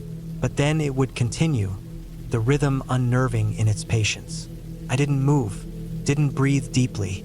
I just lay there, waiting, heart pounding hard enough I swore it would give me away. Eventually, after what felt like an hour but was probably minutes, the sound faded into the woods. I waited longer before daring to peek out of the tent flap. Nothing, just the dim glow of the fire and the empty clearing. I sat up the rest of that night, gripping the small camping knife I had brought, staring at the edges of the dark. When morning finally came, the clearing looked the same, but I felt different, unsettled, exhausted. I walked the edges of the clearing, looking for tracks, but the ground was too hard in places and too soft in others. I thought I saw faint impressions in the leaves, but they vanished before I could be sure. I almost packed up right then. Almost. But I told myself I was overreacting. Maybe it was just an animal moving strangely. Maybe my mind had played tricks on me in the dark. The day dragged slowly, couldn't relax. I felt watched, even when I hiked farther away from camp. Every sound seemed sharper, every gust of wind in the trees suspicious. That night, I built the fire larger, hoping the flames would push back the dark. I sat with my knife close, waiting. The footsteps returned. This time they were closer. I heard the crunch of weight on dry sticks, the slow circling again. My skin crawled, the fire cracked, and in the glow I thought I saw movement in the trees. A shadow between trunks, gone when I blinked. The steps stopped near the spot of disturbed earth I had seen the first morning. I held my breath, ears straining, waiting for the next sound. But the forest went silent. No crickets, no rustle, no movement. Just silence heavy enough to smother me. I sat frozen until exhaustion finally dragged me into shallow, broken sleep. When dawn came, I stepped outside the tent and froze. The earth by the tree line was more disturbed than before. The soil turned, pressed, as if someone had worked there during the night. My stomach twisted, and I couldn't deny it anymore. Someone had been at my camp. I didn't stay to think. I stuffed everything back into my pack in frantic movements, yanking up the stakes of the tent, shoving it all into place without care. My only thought was leaving. As I hiked back toward the road, I kept looking over my shoulder. The forest seemed to close in tighter than before. Every crack of a branch made me jump. Every shadow felt like it was moving. When I finally reached my car, I dropped the pack into the back seat, slammed the door, and drove without stopping, the dirt road spitting dust behind me. Only when I reached the safety of the highway did I slow down. My hands shook on the wheel. I never reported it, never told anyone, because I couldn't explain it. All I know is that someone had been there, watching, walking, digging, and I will never camp alone again.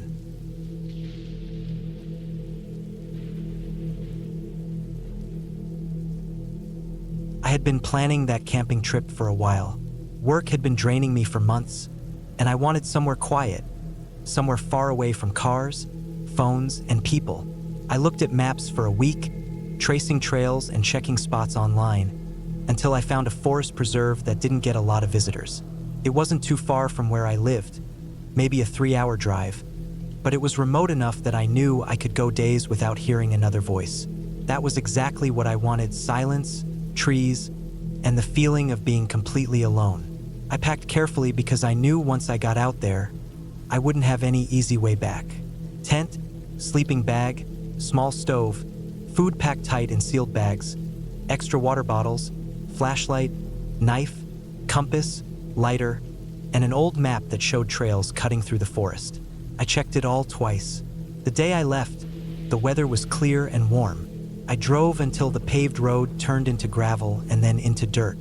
The further I went, the narrower the path became, and the forest grew thicker around me. I parked near an old trailhead where there was nothing more than a faded wooden sign with the name of the preserve burned into it. The paint had peeled, the wood had warped from years of rain and sun, and the parking area was just a patch of flattened dirt with weeds pushing through. My car was the only one there. I shouldered my pack and locked the car. The silence out there was immediate and heavy. It felt different than the kind of quiet you get at night in a neighborhood or even out in open country. This was thick, like the trees themselves swallowed sound. The only things I could hear were my boots crunching on dirt and the distant sound of insects buzzing. The first stretch of trail was easy, just a winding path through tall pines. I walked for hours, stopping only to take a sip of water and rest my shoulders. By afternoon, I had found a small clearing by a stream and decided it was a good place to set up camp for the first night. I pitched my tent, boiled some water for food, and sat by the stream until the light faded. The air cooled fast once the sun dipped behind the trees. That first night passed without issue. I slept to the sound of water running and insects chirping, waking only a couple of times when some animal moved in the undergrowth. I was used to that. I'd camped before, and the noises of small creatures never bothered me much. The next morning, I decided I'd go deeper. The map showed that if I followed the stream north, I'd reach a ridge, and from there I could cut across back toward the trail. I wanted to spend 3 or 4 nights out there, so I packed up and hiked along the water, climbing over fallen logs and pushing through thick brush. Hours passed. I sweated through my shirt. The stream narrowed and the banks rose up steep on both sides until I had to leave it and climb higher ground. By mid-afternoon, I found something that wasn't on the map. It was a clearing that looked unnatural, as if someone had taken care to cut down trees a long time ago. The stumps were rotted to soft wood, moss growing thick across them. In the middle of the clearing, standing crooked and weathered, was a cabin. It was small, maybe 1 room, built from dark logs with the bark still clinging to them. The roof sagged. The windows were dark holes with no glass. The door hung slightly open, as if pulled by wind. There was no path leading to it, no sign of a road or trail. It was just there, swallowed up by the forest over time. I stopped and stared at it for a while. Something about it unsettled me. It wasn't just the surprise of finding it. It was how wrong it felt, sitting there alone with no sign of who built it or when. My first thought was that it might be unsafe, maybe hunters or squatters used it, but the place looked too far gone for anyone to live in now. I walked closer. The ground around it was uneven, and weeds grew high against the walls. I noticed an old fire ring made of stones, blackened in the center, though the ashes inside were gray and scattered. I couldn't tell how long it had been since anyone burned wood there, but it wasn't recent. The door creaked when I nudged it with my boot. Inside, the air smelled stale like mold and old wood. Light filtered in through gaps in the roof enough that I could see. The cabin was empty except for a broken chair, a rusted stove pipe in the corner, and some scraps of cloth that might have once been blankets or clothing. The floor was warped and soft in spots, and the walls were scratched up as if animals had clawed at them. I didn't want to stay inside, but I couldn't deny it offered more shelter than my tent. A part of me thought it would be interesting to sleep in an old place like that, as if I were stepping back into history. Another part of me told me to leave it alone. In the end, I decided to pitch my tent nearby but not inside. That way I could still use the clearing, which was flat and open, but I wouldn't have to lie awake listening to the creaks of rotting wood. As night came, I built a small fire near the old stone ring. I cooked my food, ate, and then sat listening to the forest. The clearing was strangely quiet, too quiet. Usually you can hear insects, the wind, the occasional crack of a branch. But there were long stretches where everything went silent, and I found myself staring at the black shape of the cabin, wondering why it made me feel so watched. That night, I slept poorly. I woke up several times, my heart racing though I didn't know why. Once, I thought I heard something brush against the wall of the cabin, a dull scrape like wood against wood. I held my breath and listened, but nothing followed. Another time, I thought I saw a shape move past my tent, but when I unzipped the flap and shined my light, there was nothing but weeds and trees. By morning, I was tired, but I forced myself to keep moving. I told myself I'd explore the ridge and make camp somewhere else the following night. I packed up quickly and left the cabin behind. Still, as I climbed higher and the trees thinned, I couldn't shake the feeling that I hadn't been alone in that clearing. The ridge gave me a wide view of the forest, nothing but endless green stretching out in every direction. It made me realize just how deep I was. My map showed the trail looping far away, and I knew it would take me at least another full day to circle back toward where I parked. As the sun dipped, I found another spot to camp, a flat area with a view down into a narrow valley. I built a fire, ate, and stretched out to rest. But that night, I dreamed of the cabin. In the dream, I was inside it, lying on the floor, and I couldn't get up. Something moved around me in the dark, slow steps circling closer. I woke drenched in sweat, my heart hammering. The next morning, I was unsettled enough that I considered cutting the trip short. But part of me didn't want to admit fear. I planned for days, carried everything this far, and I didn't want to feel like I'd failed. So I pushed on, following the valley. That was when I saw tracks. They weren't animal tracks. They were boot prints, pressed into the mud near the edge of a stream, fresh enough that the edges hadn't crumbled. My stomach tightened. I hadn't seen another person out here, hadn't heard anyone, but the tracks were proof I wasn't alone. They weren't mine either. They came from a different direction, leading away from where I'd walked. I followed them for a while, curiosity pushing me forward. The prints led deeper into the valley, cutting across the water and then climbing back toward thick woods. I don't know how long I tracked them, maybe an hour, maybe more. But then something made me stop cold. The prints led straight back to the clearing with the cabin. I hadn't even realized I'd been walking in that direction. But when the trees opened up, I saw the crooked roof again, the sagging door, the dark windows. The prints went right up to the cabin's threshold, then disappeared inside. My chest tightened. I backed away a few steps. The sun was lowering, the shadows stretching long across the clearing. I didn't want to be here again. Everything in me told me to turn and go, to put as much distance between myself and that place as I could. But then I saw something new. On the far side of the cabin, half hidden in weeds, was a mound of disturbed earth. Fresh dirt, loose and darker than the ground around it. The shape was narrow, long, and unmistakable. It looked like a grave.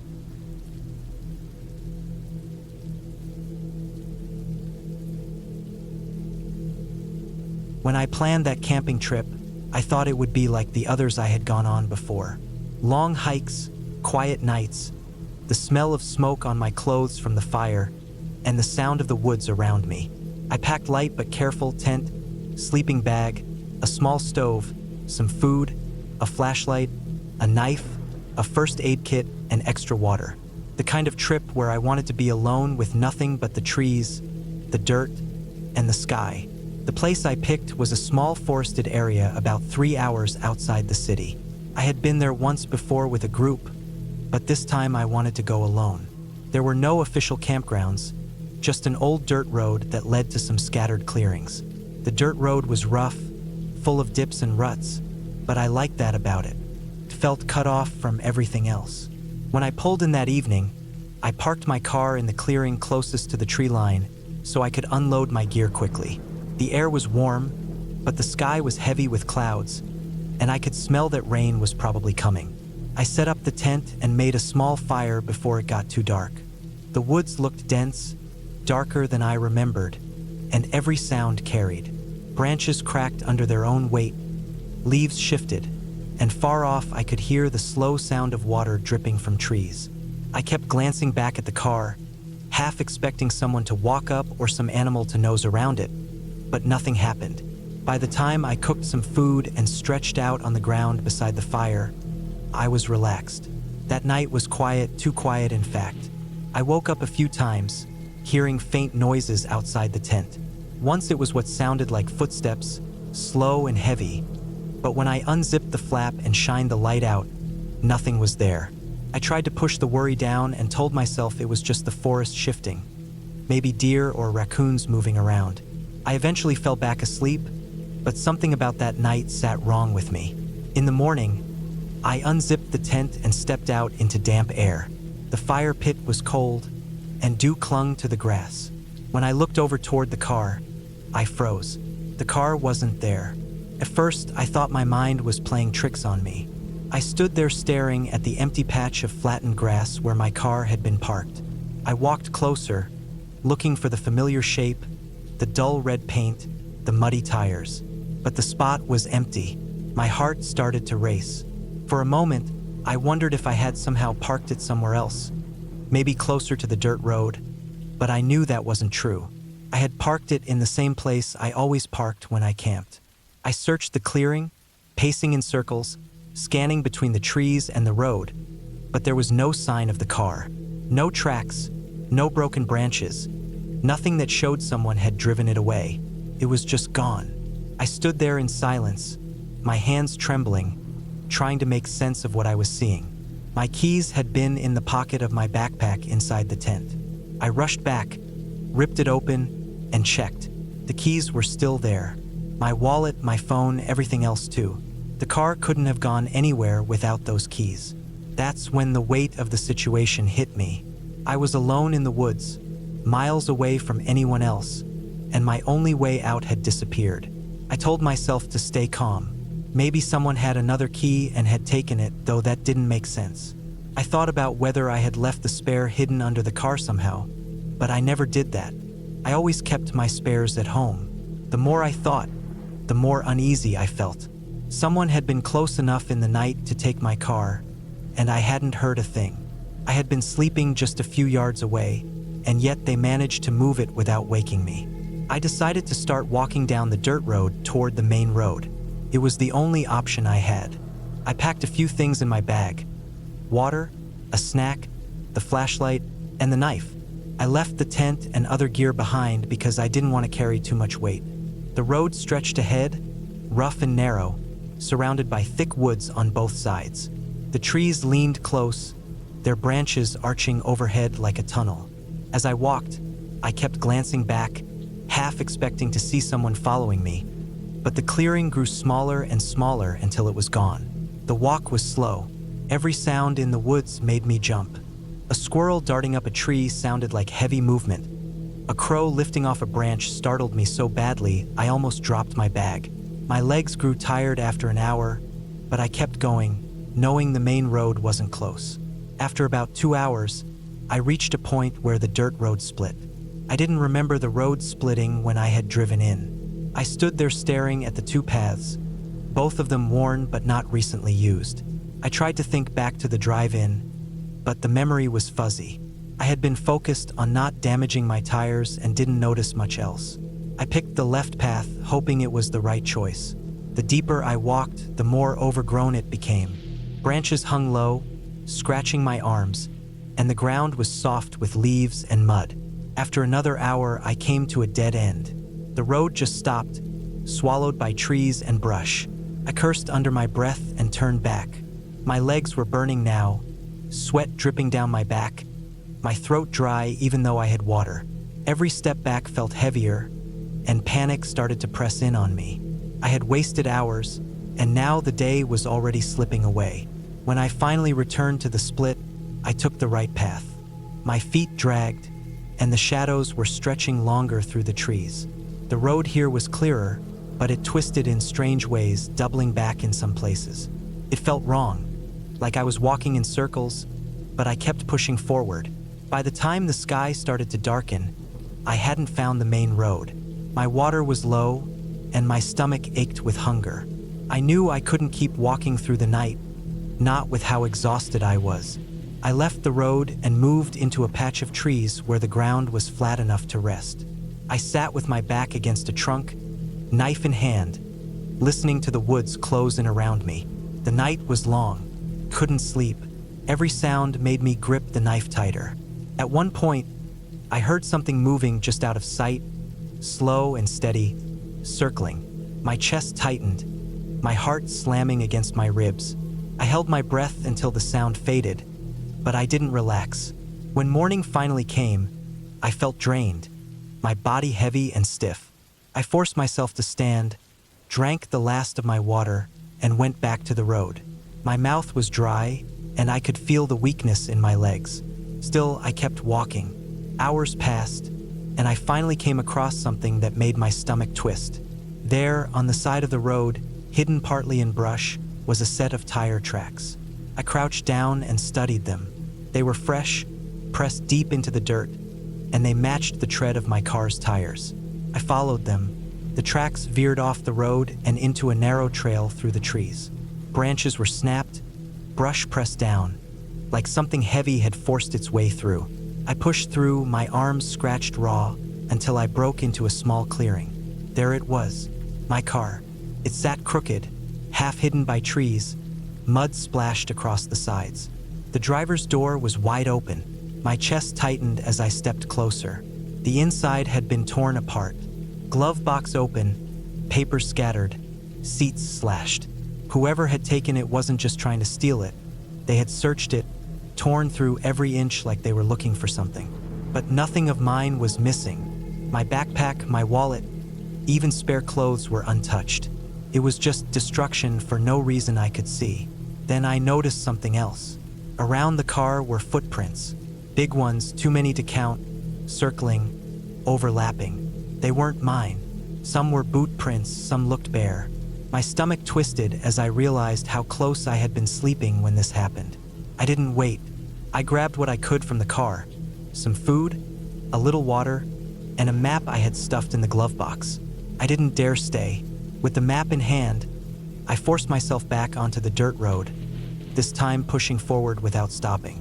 I walked until my legs screamed, until the trees began to thin. When the sound of distant traffic finally reached my ears, I almost broke down.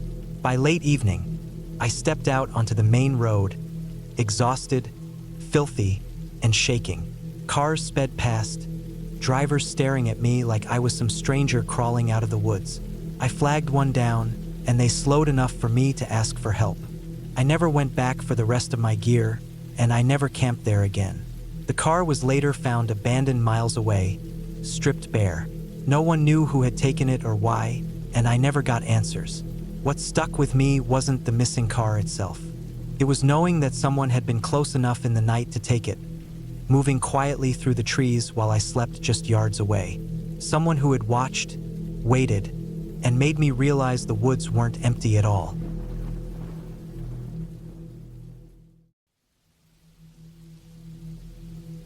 I had been planning this solo cabin trip for months. The past year had been heavy.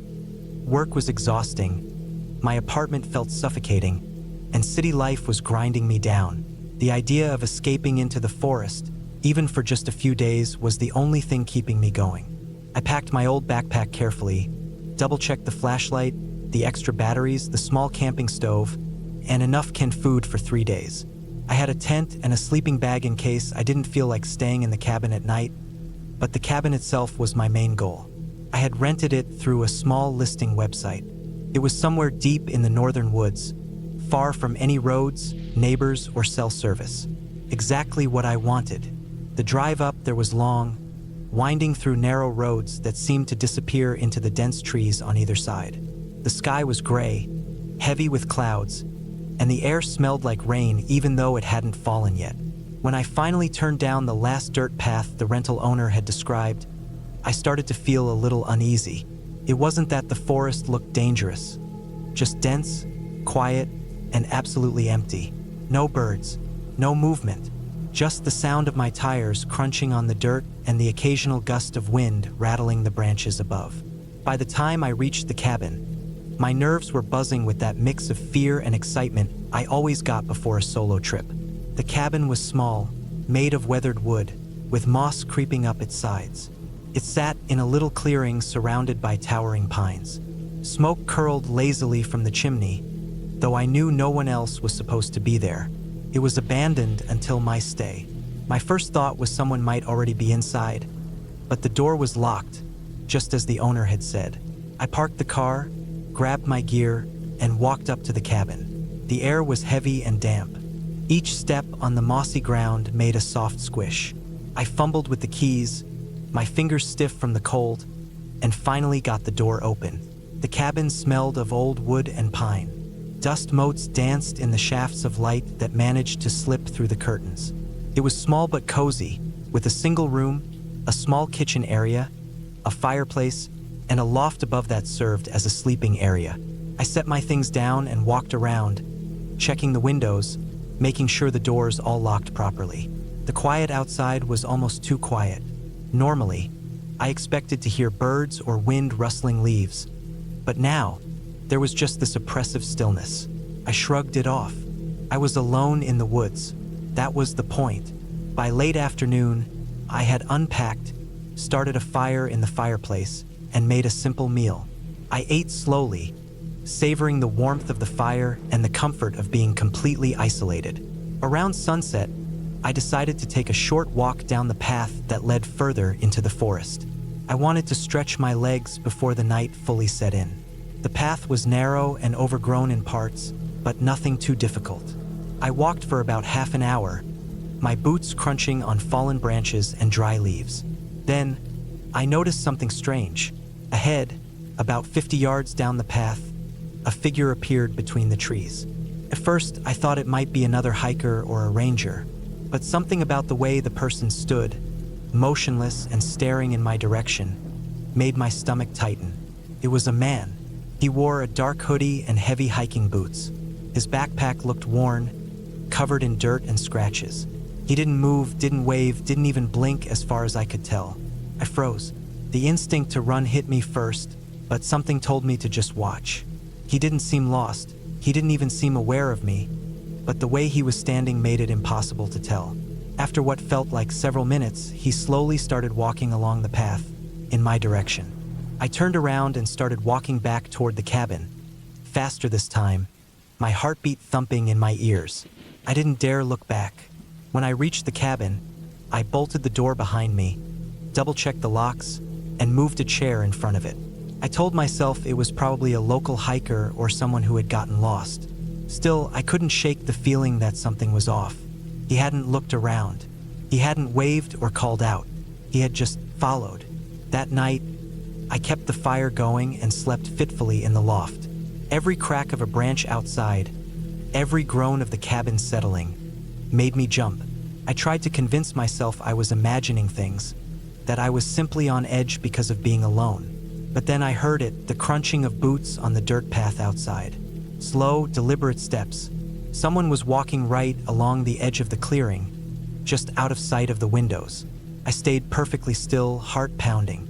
I could hear him stop at the edge of the clearing, maybe 20 feet from the cabin. There was a long silence, and then, unmistakably, the scrape of something on the ground. He was dragging something. I pressed myself against the far wall, trying not to breathe too loudly, my mind racing. Hours passed. I stayed awake, listening. Eventually, the sound stopped. Maybe he had left, I told myself. Maybe it had been an animal. But when morning came, I found something chilling outside. My firewood pile had been moved, stacked neatly in front of the door. Whoever it was had been close enough to touch the cabin. The next day, I decided to stay inside as much as possible. I had food, water, and a fireplace. I made sure to keep the windows shuttered and the door locked. But by evening, I realized I had to go out to use the small outhouse a few yards away from the cabin. I waited until twilight, grabbed my flashlight, and walked as quickly as I could. My steps were light, but I couldn't ignore the feeling of being watched. Every shadow seemed to shift. Every rustle of leaves felt like it was following me. When I returned to the cabin, I froze. There were footprints in the mud around the back, circling the cabin, all leading back toward the forest. Someone had been watching me, maybe for hours. I felt a cold, sinking dread. This wasn't random. He knew I was here. He was patient. He was waiting. I decided then that I had to leave. I couldn't stay another night with this person in the woods. I packed quickly, taking only essentials. I left the cabin exactly as it was, except I locked the door behind me and left a note taped to it, explaining I had to leave. I didn't want to confront whoever it was. I didn't want to risk being caught off guard. I walked briskly down the path toward the main road, keeping an eye on the shadows. I didn't hear him behind me at first, which was a relief, but after about 10 minutes, I noticed movement between the trees. He was following, not running, just following. Every time I glanced back, I saw him briefly before he disappeared behind a tree. I increased my pace, jogging now. The path wound downhill, and I could see the faint outline of the road ahead. My chest burned. My legs felt like lead, but adrenaline pushed me forward. When I finally reached the road, a car drove past, and I waved frantically. The driver slowed, rolled down the window, and I ran toward them, shouting. They didn't need to hear the full story. I jumped in, slammed the door, and told them to drive. I glanced back once as we pulled away. The man was still standing at the edge of the forest, just watching, motionless, his backpack slung over one shoulder. He didn't move as we drove past. It was the most chilling thing I have ever seen. Someone who didn't rush, didn't panic, just observed, patient and quiet. I never went back to that cabin. I reported the incident to the local authorities, but there wasn't much they could do. They didn't find any record of the man being a local hiker or camper. The owner of the cabin said no one else had rented it recently. I realized then that I had stumbled into someone's secret pattern. Someone who wandered the woods, studying people alone, waiting for the right moment. Even months later, I can't shake the feeling of those eyes on me, watching silently from the edge of the forest. I never camp alone again, and I never underestimate the quiet patience of someone who knows the woods as well as you know the back of your hand. The forest is beautiful, quiet, and peaceful, but it is also a place where someone can disappear into the shadows and wait, and sometimes they are waiting for you.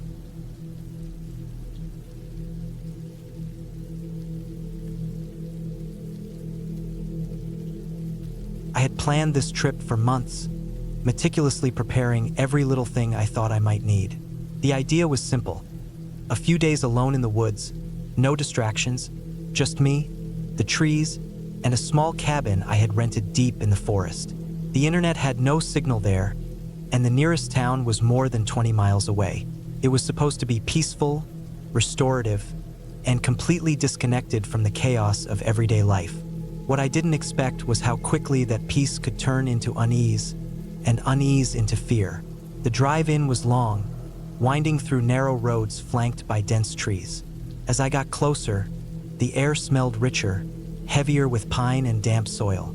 It was late afternoon by the time I parked near the cabin, the sun low and golden, casting long shadows that slanted across the forest floor.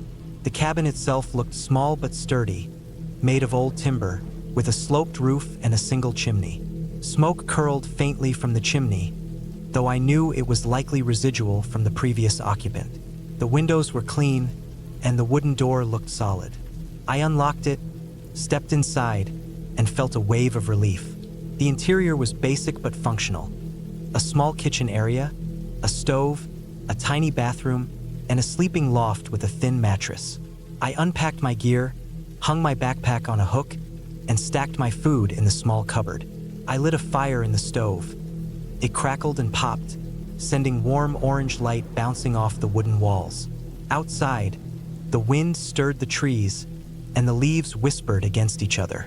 The forest had a life of its own, subtle and constant.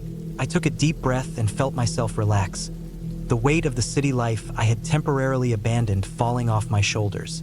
The first night was quiet. I ate a simple dinner of canned soup, bread, and coffee, listening to the fire's soft hiss and the occasional rustle from the woods. It wasn't silent exactly. I could hear the faint scurrying of small animals outside, the tapping of branches against the cabin walls. But it was normal, or at least it felt normal. I went to bed early, hoping to wake up refreshed for a day of hiking. But the forest has its own rhythm, and the first night quickly reminded me of that. Around 3 a.m, I woke to a sound that made my stomach tighten. At first, it was faint, almost imperceptible. A soft thud, then another, then a dragging noise across the gravel outside. My heart began to race, and I told myself it was an animal, probably a deer or a raccoon rummaging for food. I tried to convince myself it was nothing, but the sound continued, deliberate, moving slowly around the perimeter of the cabin. I stayed frozen under the thin blanket, listening. Past the windows, circling, pausing occasionally, as if sniffing, testing. My rational mind kept repeating that it was just an animal, but every instinct screamed otherwise. The next morning, I went outside cautiously, armed with a heavy flashlight and my knife, just in case. There were no signs of anything unusual. No tracks, no broken branches, no paw prints. The gravel looked undisturbed. I spent the day hiking, trying to convince myself that my fear was nothing but imagination. The forest was beautiful in the daylight, sunlight streaming through the canopy, birds calling from high branches, squirrels darting between the trees. But the memory of the night's sounds lingered, gnawing at me. By the second night, I had started noticing other things. Small signs that suggested I wasn't as alone as I had thought. My firewood stack had shifted slightly, though I had been careful to leave it undisturbed. Tiny scratches appeared on the door frame, the kind of small, almost insignificant things that could be explained away, except that they kept happening. I began to keep the knife close while I slept, and every creak of the cabin floor or sudden gust of wind outside made my heart race.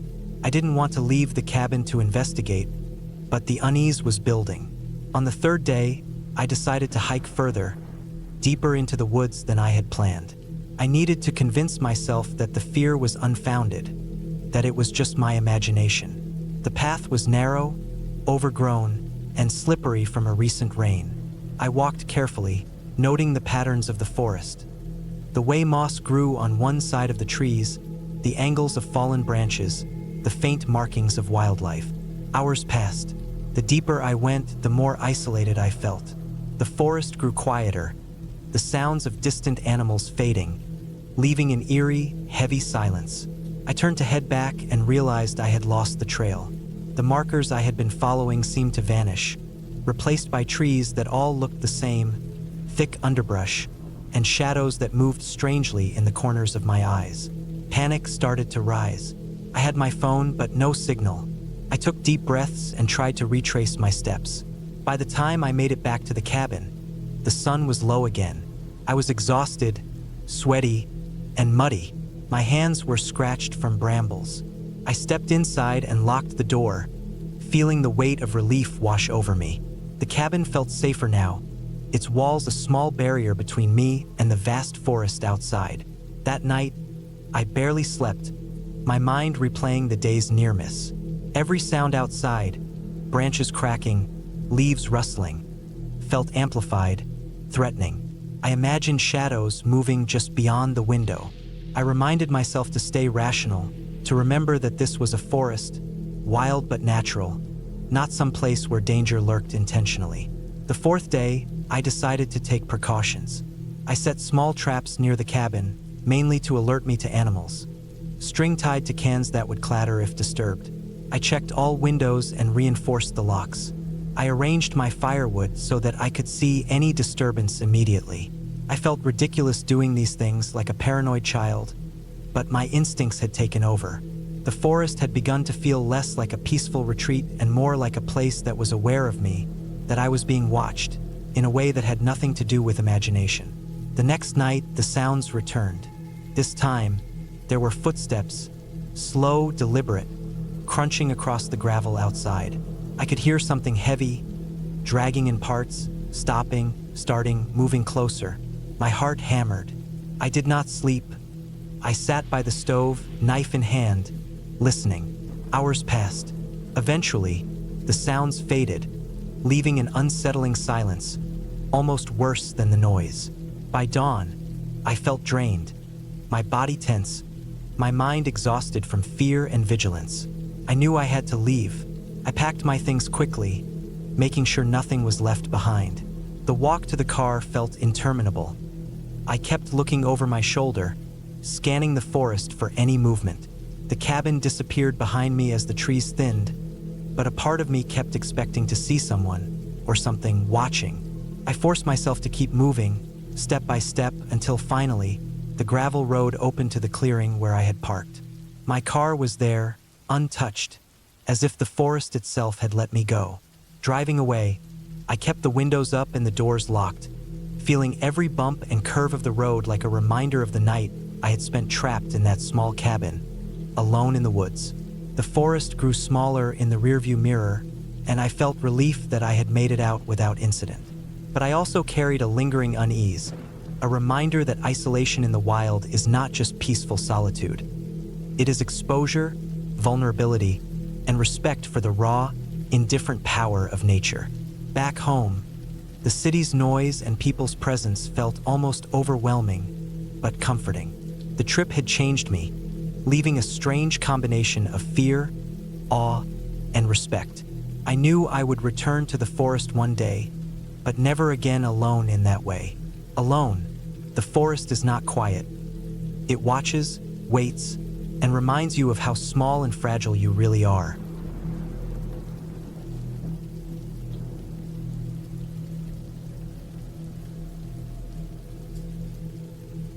I had always dreamed of escaping the chaos of city life, seeking solace in the quiet embrace of nature. So, when I found an old cabin by a secluded lake, it felt like the perfect retreat. The listing described it as rustic and charming, nestled among towering pines with a view of the shimmering water. It seemed ideal for a weekend getaway to clear my mind. Arriving there, the cabin looked just as the photos had promised. Weathered wood, a stone fireplace, and large windows that framed the lake beautifully. The air was crisp, and the only sounds were the rustling of leaves and the occasional call of a distant bird. It was peaceful, almost too peaceful. The first night was serene. I lit a fire, made a simple dinner, and settled into the cozy armchair with a book. As darkness enveloped the cabin, the flickering flames cast dancing shadows on the walls. I felt a sense of contentment, a rare feeling in my usually hectic life. But as the night deepened, I began to notice subtle oddities. The wind picked up, howling through the trees, causing the cabin to creak and groan. I dismissed it as the house settling, a common occurrence in older buildings. Yet, there was something unsettling about the way the wind seemed to whisper, as if it carried voices from the past. Sleep eluded me that night. I tossed and turned, the sounds of the wind and the occasional splash from the lake keeping me awake. At some point, I must have drifted off, but I woke with a start, heart racing, unsure of what had disturbed my slumber. The next morning, I decided to explore the area. The lake was serene, its surface like glass, reflecting the surrounding trees and sky. I took a walk along the shoreline, breathing in the fresh, pine-scented air. Everything seemed normal, yet I couldn't shake the feeling that I was being watched. That evening, as I prepared dinner, I heard a knock at the door. Surprised, I opened it to find no one there. A chill ran down my spine. I stepped outside, scanning the area, but saw nothing. I convinced myself it was the wind or perhaps an animal brushing against the door. The following days passed without incident, but the unease lingered. I began to notice things out of place. Small items moved slightly, the door ajar when I was certain I had closed it. I told myself it was my imagination, the result of too much solitude. On the last night of my stay, I decided to confront my fears. I stayed up late, sitting by the fire, determined to face whatever was causing my discomfort. As the night wore on, the temperature dropped, and the wind howled louder than before. Suddenly, I heard it, a faint scratching sound coming from the back of the cabin. Heart pounding, I grabbed a flashlight and cautiously approached the source of the noise.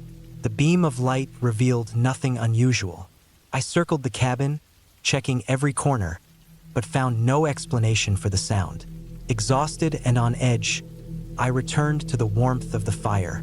As I sat there, I realized that the unease I had felt was not due to any supernatural presence, but rather the isolation and my own mind playing tricks on me. The cabin, with its creaks and groans, had simply unsettled me. The next morning, I packed my belongings and left the cabin, feeling a sense of relief. The experience had been unsettling, but it had also reminded me of the importance of confronting my fears and not letting them control me. As I drove away, I took one last look at the cabin by the lake. It stood silent and still, its secrets hidden within its walls. I didn't know if I would return, but I had learned something valuable during my stay. That sometimes the scariest things are not the ones we can't see, but the ones we imagine.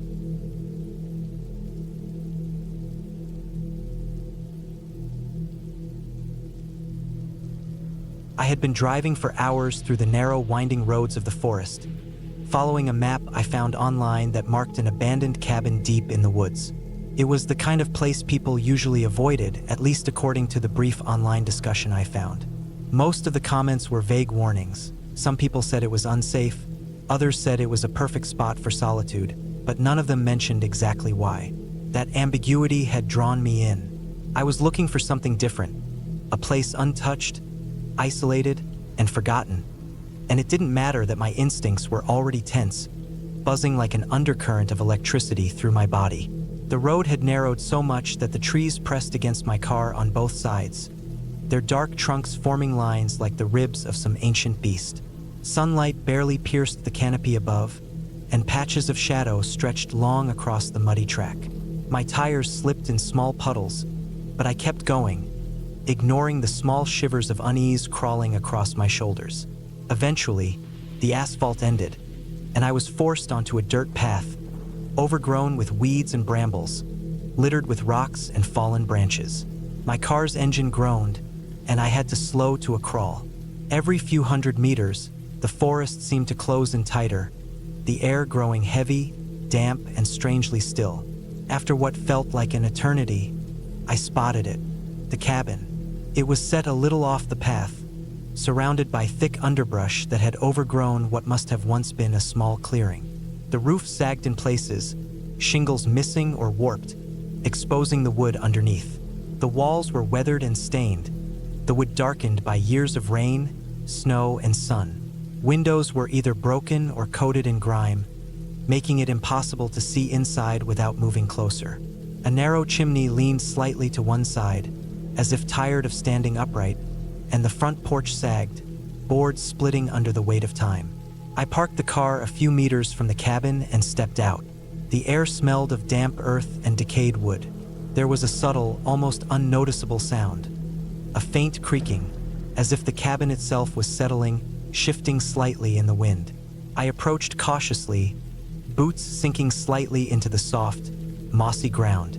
Each step made the silence of the forest more oppressive, almost deafening. Birds or small animals had gone quiet, and even the wind seemed to hold its breath. The door was half open, hanging crookedly on its hinges. I pushed it gently, and it protested with a long, low groan. The air inside smelled of old wood, mildew, and something faintly metallic. Dust floated in the sunlight streaming through broken windows, making the room appear as if frozen in time. The floorboards were coated in decades of dirt, leaves, and scattered debris. Every step I took made the wood creak loudly, and I found myself instinctively holding my breath with each noise. The main room was sparsely furnished, though most of the furniture was broken or overturned. A wooden table sat near one corner, cracked and splintered. A couple of chairs leaned against the walls, their legs uneven and brittle. I noticed a small fireplace in the far corner, blackened with old soot, and a rusted metal pot still resting on its grate. Above the fireplace, the wall was scarred, with what appeared to be burn marks that suggested someone had tried to light a fire years ago. Dust and cobwebs covered everything, and I felt an almost physical layer of neglect in the air, as if the room itself had absorbed years of abandonment and decay. I stepped carefully toward the corner where a narrow staircase led upward. The stairs creaked under my weight, some of them warped and threatening to collapse. I didn't rush. Every move I made felt deliberate, cautious, as if disturbing the cabin too aggressively could set something into motion. At the top of the stairs, I found a small landing and a single room. The ceiling was low, slanted, with a few holes where the roof had rotted through. Sunlight spilled in, illuminating fragments of broken furniture and scattered papers. Among them, I noticed an old, rusted lantern, a pile of yellowed newspapers, and a small trunk, its lock broken. I opened the trunk slowly, curious. Inside, I found what appeared to be personal belongings left behind in haste. A few tattered clothes, a handful of photographs faded to gray, and a notebook whose pages were brittle and covered in smudged handwriting. Flipping through the notebook, I realized it was mostly mundane records. Lists of supplies, names of places, sketches of the surrounding area. Nothing ominous jumped out at me, though the pages smelled sharply of mold and rust. Even in the stillness of the cabin, the sound of my breathing and the faint creaking of the wood made the atmosphere tense. The floor beneath the landing groaned ominously, warning me of its instability. I carefully made my way back down the stairs, holding onto the railing that seemed more decorative than functional. On the main floor, I moved toward the back of the cabin. There, a door led to a tiny storage room or shed. The walls were lined with shelves, mostly empty, except for broken jars, rusted tools, and some long-abandoned gardening equipment. I noticed scratch marks on the walls, deep grooves that could only have been made by something large or forceful. My pulse quickened, though logically I knew it could have been caused by animals or people years ago. Still, the marks were recent enough to feel unnerving, jagged lines that seemed almost deliberate. I explored further, stepping outside to the back of the cabin. The clearing behind it was overgrown, the remnants of what might have been a garden or yard long consumed by the forest. Old stumps dotted the ground, evidence of trees that had been cut down decades ago. I noticed footprints in the soft mud, some large, some small, leading into the woods. They didn't look old.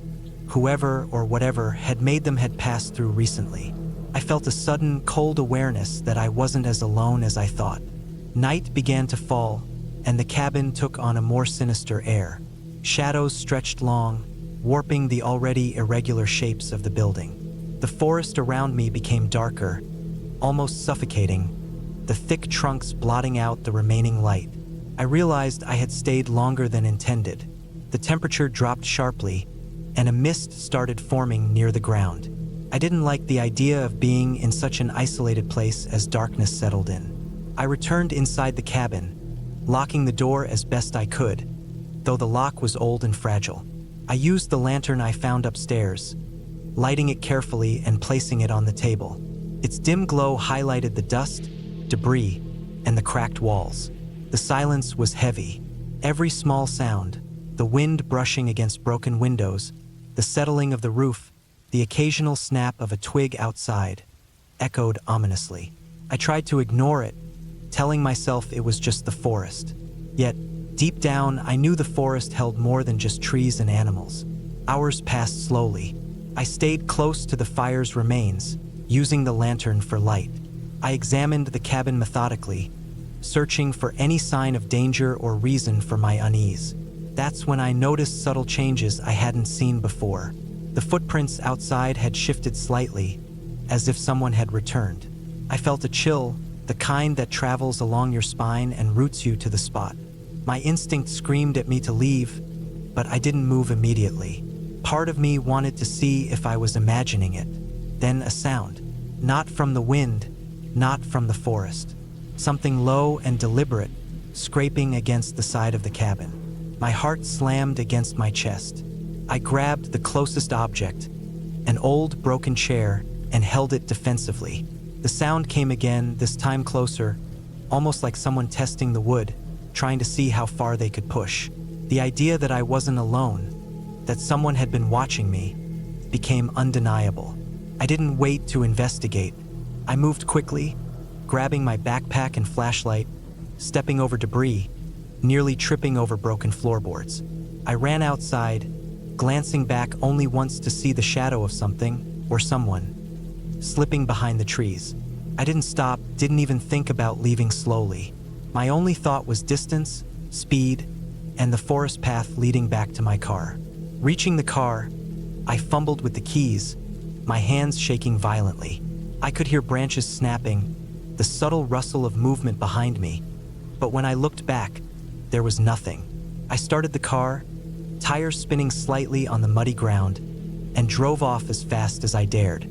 The forest seemed to stretch endlessly behind me, but eventually, the familiar curves of the road appeared. I didn't stop until I reached the main highway, headlights cutting through the night and showing me a world that felt safe and known. Even after hours of driving away, I couldn't shake the feeling of being watched. I knew logically it could have been a trespasser or a hiker, maybe even a wild animal curious about the cabin. But the precision of the movements, the recent footprints, and the scraping noise told a different story. Whoever had been there had known I was alone, had tested the cabin, and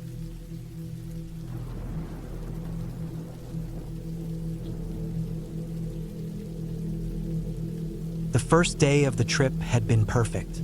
The drive into the mountains was quiet except for the occasional birdsong and the hum of the engine. I carried everything I needed, a backpack loaded with food, water, a first aid kit, and camping gear. My plan had been simple. Leave the car at the trailhead, hike a few miles, set up a tent near a small clearing I had scouted on an old map, and spend a couple of nights alone in the wilderness. I had done trips like this before, but this one felt different. The air smelled cleaner, the trees seemed taller, and the mountain silence pressed in around me as I walked. By mid-afternoon, I reached the clearing. It was a flat patch of dirt surrounded by dense pine trees. There was a small stream nearby, enough to fill my water bottle if necessary, and a few fallen logs that would make good seats. The ground was soft, covered in pine needles, and I knew it would be a good spot for the tent. I set it up quickly, making sure the tent stakes were secure. My tent was one of those lightweight, three-season models, just big enough for one person and my gear. After setting up the tent, I spent the next hour gathering firewood. The forest was quiet except for the distant murmur of the stream and the occasional rustle of leaves. I noticed signs of wildlife, scratches on tree trunks, paw prints in the soft soil, but I had seen these before. It was normal in the wilderness. Once the fire pit was ready, I stacked the wood carefully, making sure I could start a fire easily once it got dark. I kept my backpack close to the tent and my knife within reach. As the sun dipped toward the horizon, the forest shadows grew longer and darker. I lit a small campfire and sat back on one of the logs. The flames crackled, sending sparks upward, and I felt a sense of peace I hadn't felt in a long time. I ate a simple dinner of canned beans heated over the fire, drank some water, and watched the light fade completely. Night had settled in with a suddenness that always amazed me in the mountains. The world beyond my fire pit disappeared into blackness. The stars came out, scattered across the sky, and for a while, everything felt calm and perfect. Then I heard it, a faint rustling just beyond the clearing. I froze. My heart started beating faster. I had heard similar sounds before, the wind, small animals, but this was different. It was heavier, deliberate, moving in a way that suggested a large creature. I grabbed my flashlight and aimed it toward the sound. The beam cut through the darkness, illuminating the edges of the clearing, but I saw nothing, just shadows among the trees. I told myself it was probably a deer or a raccoon. Still, I felt a shiver run down my spine. I had read about bears in these parts, but I had never encountered one myself. I kept the fire burning as I tried to stay calm. I put a few more logs on it, letting the flames climb higher. The fire was comforting, but the noises continued. Crunching footsteps, the snap of a branch, something large moving through the underbrush. I thought about my options. I had no weapon besides a small folding knife and the flashlight. My first instinct was to make noise. Bears usually avoid humans, but the thought of making noise without knowing exactly where it was made me hesitate. Then I saw it, a massive, dark shape just at the edge of the clearing. I could barely make out the outline at first, just a large shadow moving slowly, almost cautiously. My stomach dropped. It was a bear. Not small, not one of the cubs I sometimes saw in pictures, but a full-grown adult, massive and heavy. It was standing on all fours, sniffing the air, moving toward the smell of my food. I could see the way its muscles shifted under its thick fur, the rounded shape of its back, the small rounded ears, the black snout. I froze, holding my breath, praying it hadn't noticed me fully yet. I remembered every piece of advice I had ever read about encounters with bears. Stay calm, don't run, make yourself appear large if it attacks, back away slowly. I stayed behind the edge of the tent, watching. The bear moved slowly, methodically, sniffing the ground and the air. It was aware of me now. I could tell by the way it paused and turned its head toward the fire. Its eyes caught the light, reflecting like small, golden coins. I tried to make myself as small as possible, staying low. My mind raced. The fire might scare it, but it might also make it curious. I had left some food in a small bag just outside the tent while I was eating. My heart sank. Bears were incredibly strong, and even a small bag of food could attract them for hours. I needed to think. The bear started moving closer, its massive paws making soft thuds on the ground. Every step sounded louder than the last, as if the forest itself was holding its breath. My legs were trembling, but I forced myself to stay still. The bear came within a few feet of the tent, sniffed at the air again, and then I saw it. Its eyes locked on the food bag I had left a few meters away. It moved slowly, testing, pawing at the ground near the bag. Time seemed to stretch. Every second felt like a minute. I thought about what would happen if it decided to charge. I thought about climbing the nearest tree, but the closest one was too far, and I knew that if it charged, I wouldn't have time. My only option was to stay calm and hope it was only curious about the food. Then something unexpected happened. The bear grabbed the bag with its paw, tugged at it, and pulled it toward the edge of the clearing. The sound of the zipper made my stomach clench. The bear opened the bag with surprising dexterity, sniffing and pawing at the contents. I watched, frozen, as it pulled out some cans and wrappers, tossing them aside. I realized I had to act. Slowly, I picked up a large stick, long and thick, and I tried to make it look like I was standing tall, using the stick like an extension of myself. I made a low, deep noise, more like a growl than a yell, just enough to show presence. The bear paused, lifted its head, and looked directly at me. Its nostrils flared, and I could see it assessing me, calculating. I stayed calm, held the stick, and didn't move toward it. After what felt like an eternity, the bear made a choice. It dropped the bag and backed a few steps, sniffing the air. Then, with a final glance at me, it turned and disappeared into the darkness of the trees. My body relaxed in small increments. The adrenaline drained, leaving my muscles trembling and my hands numb. I stayed frozen for a long while, watching the trees, listening to the faint rustle of leaves as the bear moved further away. I spent the rest of the night in a state I can only describe as hypervigilant exhaustion. I rebuilt the fire multiple times, knowing that its light and warmth were my only protection. Every sound, a branch cracking, a bird calling, the wind through the pines, made me flinch. I didn't sleep much, only resting my head on my backpack in small bursts, eyes scanning the edge of the clearing. Morning finally came, pale and cold, with fog settling over the trees. I emerged from the tent slowly, cautious, looking for any sign that the bear had returned overnight. The clearing was quiet. There were tracks in the dirt where the bear had approached, paw prints and marks where it had dragged the bag. The food was gone, scattered, some cans crushed underfoot. I cleaned up what remained as best I could, packed the tent, and started hiking back to the trailhead, every sense alert. I learned that day that nature is unpredictable. A bear doesn't act like a monster from a story, but its size, power, and curiosity make it dangerous.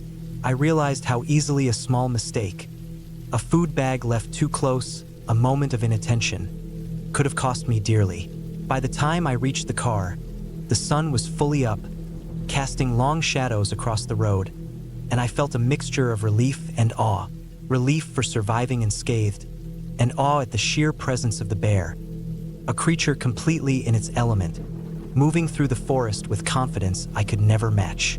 From that day on, I never underestimated the wilderness.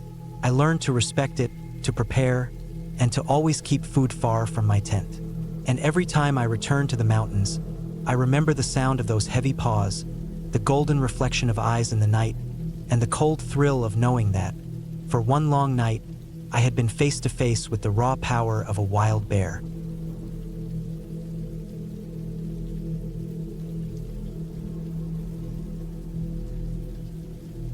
I had planned this trip for months, alone, away from the city, away from everyone. The mountains called to me with the kind of silence that cities could never offer, the kind of quiet that demanded attention, even if you didn't want it. I thought I was prepared. I thought I could handle it. I thought wrong. I parked at the small trailhead early in the morning.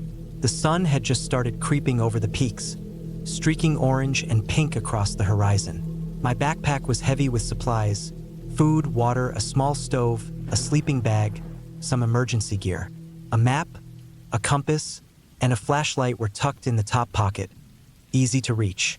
The trail started easy enough, a dirt path winding through tall pines that smelled faintly of resin and earth. I walked for hours, the forest quiet except for the occasional snap of a twig underfoot or the distant cry of a bird. I felt alive, free. But the deeper I went, the more the world seemed to shift. The trees grew closer together, the path narrower, and soon I realized the trail markers were becoming sparse. I stopped at a fork in the trail, sweating through my shirt even though the air was cool. My map showed a route that should have been straightforward, but looking at the terrain, the trails weren't labeled well, and the lines were more suggestions than directions. I made a choice. One way seemed to head deeper into a valley, the other toward a ridge. I chose the ridge, thinking the view would help me orient myself. That decision changed everything. The path up was steep, the dirt loose under my boots. Every step required concentration, and soon the sun was higher, heating my back. My water was running low, but the ridge looked promising. When I finally reached the top, the view was stunning. Mountains stretched endlessly in every direction, jagged peaks covered in green and brown, some still capped with snow. I felt small, insignificant, but for the first time, I felt that perfect kind of peace. But that peace didn't last. The trail vanished. I looked around in all directions, trying to find any marker, any sign that people had passed through here before. Nothing, just endless trees and rocks. My compass told me the direction I had planned, but the terrain was impossible. Steep cliffs, dense underbrush, and loose rocks made progress slow and dangerous. My stomach churned with anxiety as I realized I might be truly lost. I tried to stay calm, telling myself I could backtrack, but retracing my steps was harder than I thought. Everything looked the same, every tree, every rock. Hours passed. The sun started to dip, casting long shadows across the valley below. I knew I needed to find shelter before night fell. Hypothermia in the mountains was a very real threat, even in summer. After what felt like endless wandering, I stumbled upon a small, abandoned cabin. The wood was gray and weathered, but it looked structurally sound. There was a thin layer of dust on the floor, but no signs of recent human activity. The windows were intact, the door hung on its hinges. I let myself in, grateful for any chance to rest. Inside, the cabin smelled of damp wood and mold, but it was dry, and it would provide some protection from the elements. I set down my pack and sat on the floor, my heart still racing from the climb and the fear of being lost. Night fell quickly. Darkness in the mountains is absolute, swallowing every familiar shape. I lit a small lantern I had brought, the warm glow barely reaching the corners of the cabin. Outside, the wind began to howl through the trees, rattling the walls. I could hear the occasional snap of branches, small animals moving in the dark, and somewhere far off, the faint echo of rocks tumbling down the mountainside. My heart thumped in my chest. I tried to focus on practical matters, planning my route, conserving water, and making a fire, but fear was gnawing at me. I spent that first night mostly awake, listening. Every sound seemed amplified. A tree branch scraping against the cabin wall sounded like someone walking right outside. A distant animal cry made me tense. I reminded myself I was safe inside, that my instincts could not be trusted to turn fear into reality. But still, the fear was there, creeping in between every rational thought.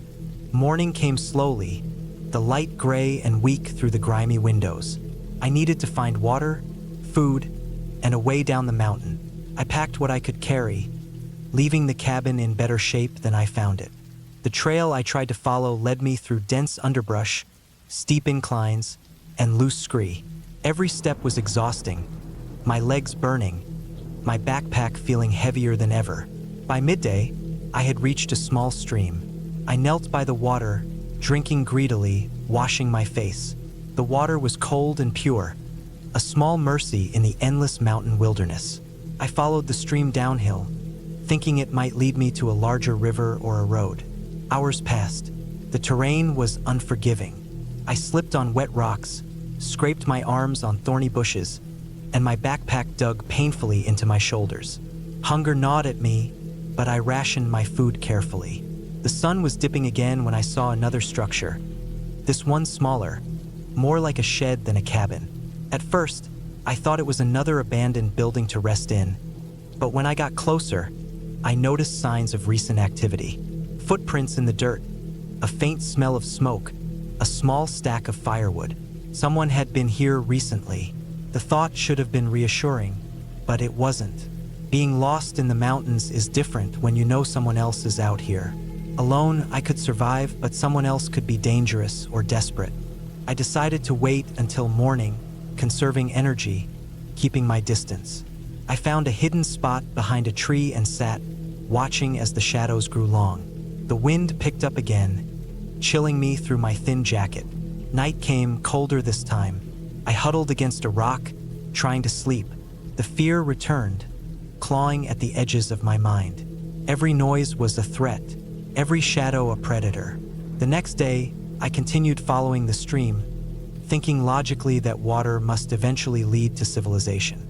Hours passed.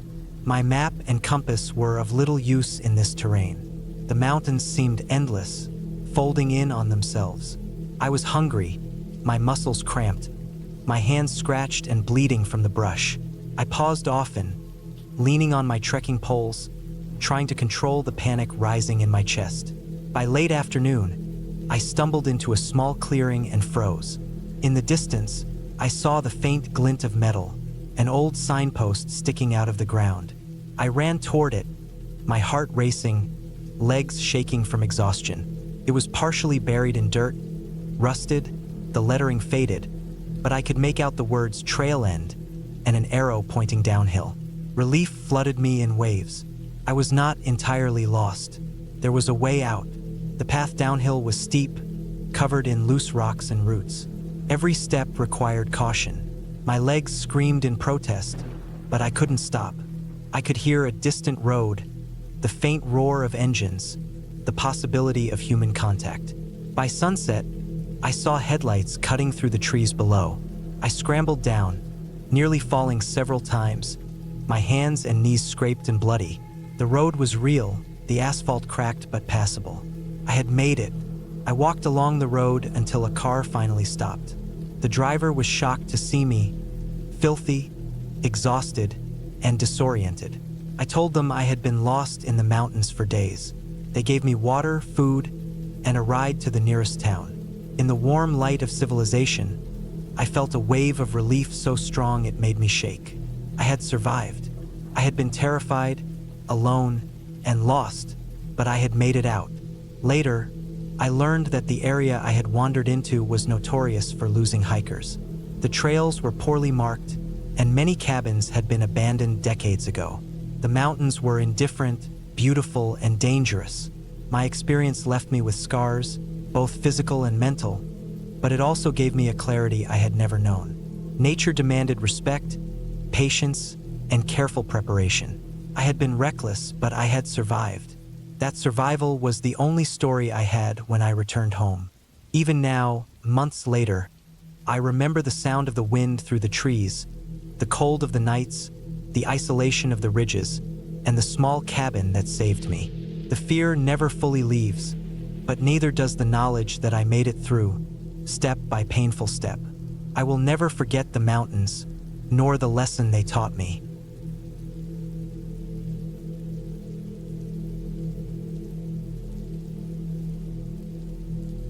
I arrived at the cabin just as the sun was dipping behind the dense line of pines. The forest stretched endlessly around the narrow dirt road, thick and dark even in late afternoon. The smell of damp earth and decaying leaves filled the air, sharp and sweet in the way it always does after summer storms.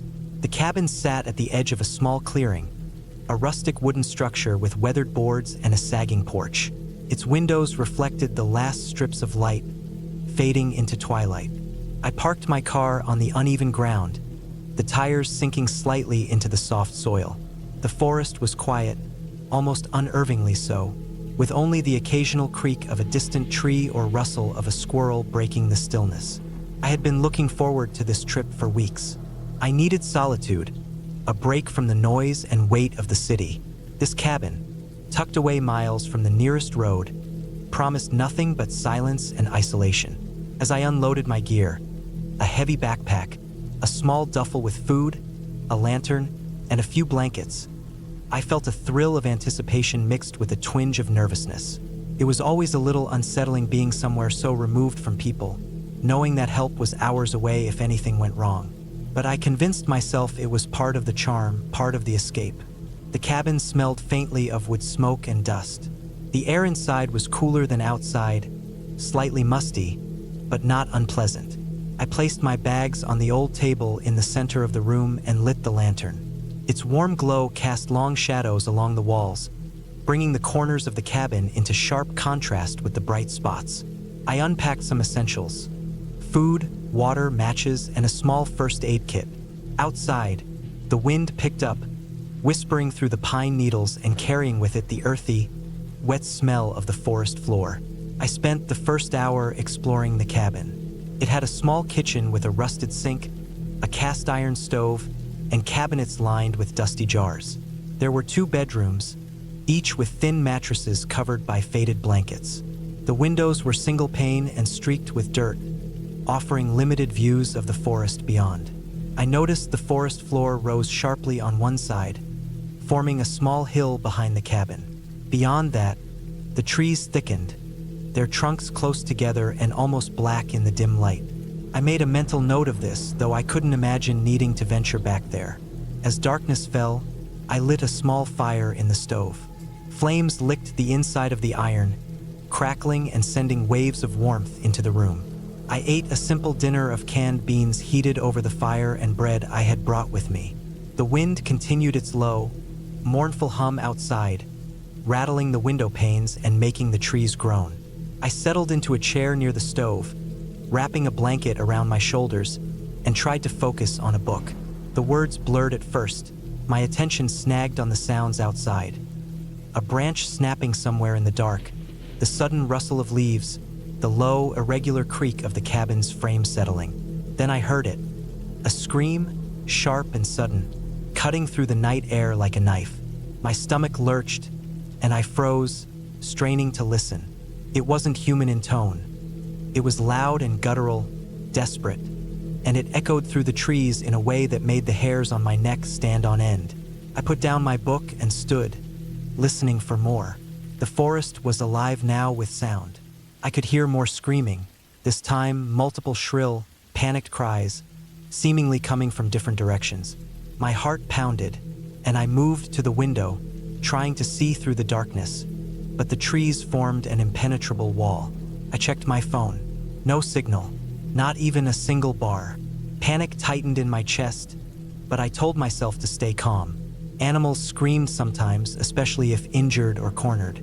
Could it be a bear? A mountain lion? Both were possibilities in this area. I grabbed the flashlight from my bag and stepped onto the porch, shining the beam into the darkness. The forest seemed to recoil from the light, swallowing it almost immediately. There was movement, too quick, darting behind trees, shadows flitting between trunks. Another scream pierced the night, louder this time, more desperate. I felt a cold sweat on my neck and back. The rational part of my mind tried to analyze the situation. Stay inside, stay quiet, wait for morning. But instinct screamed at me that something was out there, watching, struggling, maybe even injured. The screams weren't fading. They seemed closer now, surrounding the cabin, weaving through the trees like threads of panic. I couldn't make sense of it. There was no pattern, no rhythm, only terror echoing in the night. Hours passed like this. I sat on the floor, pressed against the wall farthest from the door, flashlight in hand, fire still crackling in the stove. Every sound made me flinch. A branch snapping, the wind gusting through the pines, the soft thud of something heavy moving just beyond the window.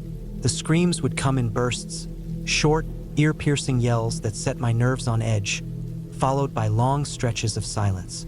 Each time, I debated whether to step outside to see what was happening, but the thought of being caught in that darkness stopped me.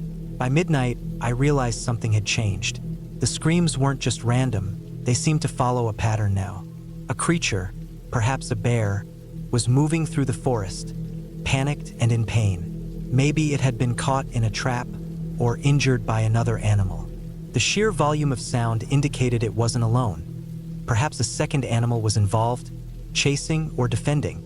I felt a sick twist in my stomach, realizing that I was witnessing something raw and violent, nature unfiltered and unforgiving. I made a decision to stay put, barricading the door with a chair and stacking some logs near the windows to make it harder for any creature to approach. I kept the lantern and flashlight at hand, and I stayed awake, listening. The screams continued intermittently, high-pitched, urgent, but there was also something else now. Low growls, the deep, resonant sounds of large animals. The forest had turned into a theater of chaos, and I was the lone audience trapped inside. Around 3 in the morning, the sounds shifted again. There was a struggle nearby, heavy thuds against the ground, followed by silence.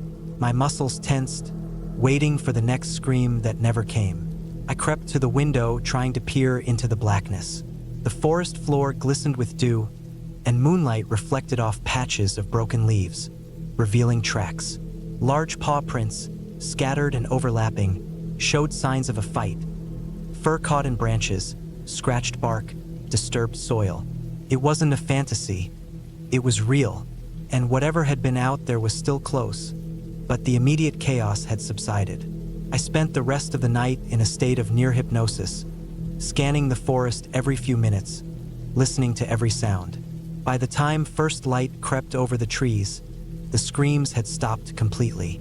The wind had died down, and the forest seemed calm, almost indifferent. I cautiously stepped outside, examining the ground. There were clear signs of a violent encounter: torn foliage, flattened underbrush, and fur scattered in clumps. I realized then that the animals must have fought, and at least one had escaped, probably injured. The evidence of raw survival lay all around me, silent now but still chilling. I packed my things slowly, still on edge, and left the cabin. My car was waiting, tires sinking into the soft soil as before. I drove away without looking back, the image of the disturbed forest etched into my mind. In the days after, I couldn't shake the feeling that I had been an intruder in something ancient and primal. The cabin itself remained quiet and unassuming, hiding the echoes of that night in its wooden walls. And though I told myself I was safe now, I knew the forest still held its secrets, and the screams might come again for someone else who wandered too close to the edge of its domain.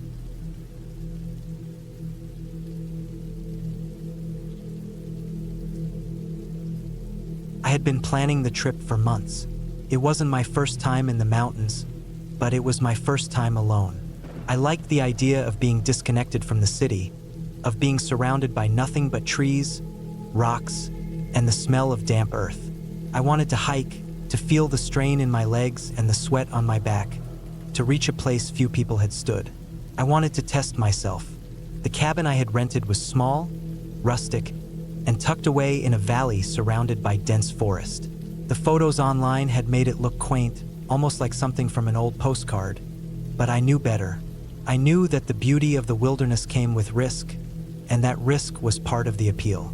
I arrived late in the afternoon. The drive had been long, the winding roads through the mountains leaving me tense and alert, my hands tight on the steering wheel. When I pulled up to the cabin, it was quieter than I expected. The forest swallowed sound almost completely, the wind barely rustling through the thick pine trees. The air smelled sharp and clean, the scent of wet wood and moss heavy and constant. I parked my car near the edge of a small clearing and stepped out, stretching and shaking off the stiffness from the drive. The cabin was simple: wooden walls, a stone chimney, and a small porch with a weathered rocking chair. The windows were dark, reflecting the surrounding trees. Inside, The cabin smelled of dust and old wood. It was sparsely furnished. A small table in the corner, a single bed with a thin mattress, and a tiny stove that looked like it hadn't been used in years. There was a stack of firewood near the door and a small kitchen sink with a couple of rusty pots. I unpacked my backpack, leaving my food, water, and hiking gear neatly in the corner. The light was fading fast, and I knew I didn't have much daylight left. I ate a simple meal of bread and cheese, washing it down with water from my bottle. Outside, the forest darkened, shadows deepening between the trees, turning the landscape into something almost unrecognizable. I spent the first night going over the trail map I had brought. My plan was simple: an early morning start, a loop that would take me past a small waterfall and up to a ridge that promised a panoramic view of the valley. The map looked straightforward, but I knew better than to underestimate the terrain. I double-checked my supplies: extra water, protein bars, a flashlight, a first aid kit, and a small emergency blanket. My phone had some signal at the edge of the clearing, but I didn't rely on it. I wanted this hike to be real, raw, disconnected from any safety net other than my own preparation and judgment. The next morning, I woke before dawn. The air inside the cabin was chilly, and my breath misted in the quiet room as I got dressed. Outside, the forest was dark and damp, with fog creeping along the edges of the trees. I ate a quick breakfast and stepped out, closing the cabin door behind me. The woods were silent, save for the occasional call of a distant bird or the faint rustle of small animals moving through the undergrowth. I followed the trailhead markers, careful to stay on the path. The ground was uneven, covered in wet leaves and loose rocks. I moved slowly, making sure each step was deliberate and secure. At first, the hike felt like any other hike I had done. The incline was moderate, the trees thick but not oppressive. I passed a small stream, the water clear and cold, tumbling over smooth stones. I stopped to fill my bottle, crouching on the bank and listening to the rush of water. The forest felt peaceful, almost too quiet.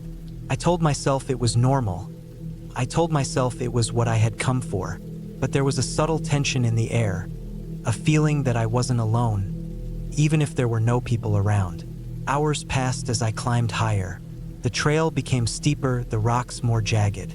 My legs ached, and I had to stop frequently to catch my breath. I checked my map often, making sure I was on track. There were signs of wildlife: scratch marks on trees, droppings on the path, flattened grass where animals had moved through. Nothing threatening, just reminders that this was not my domain. By late afternoon, I reached a clearing where I could see the valley below.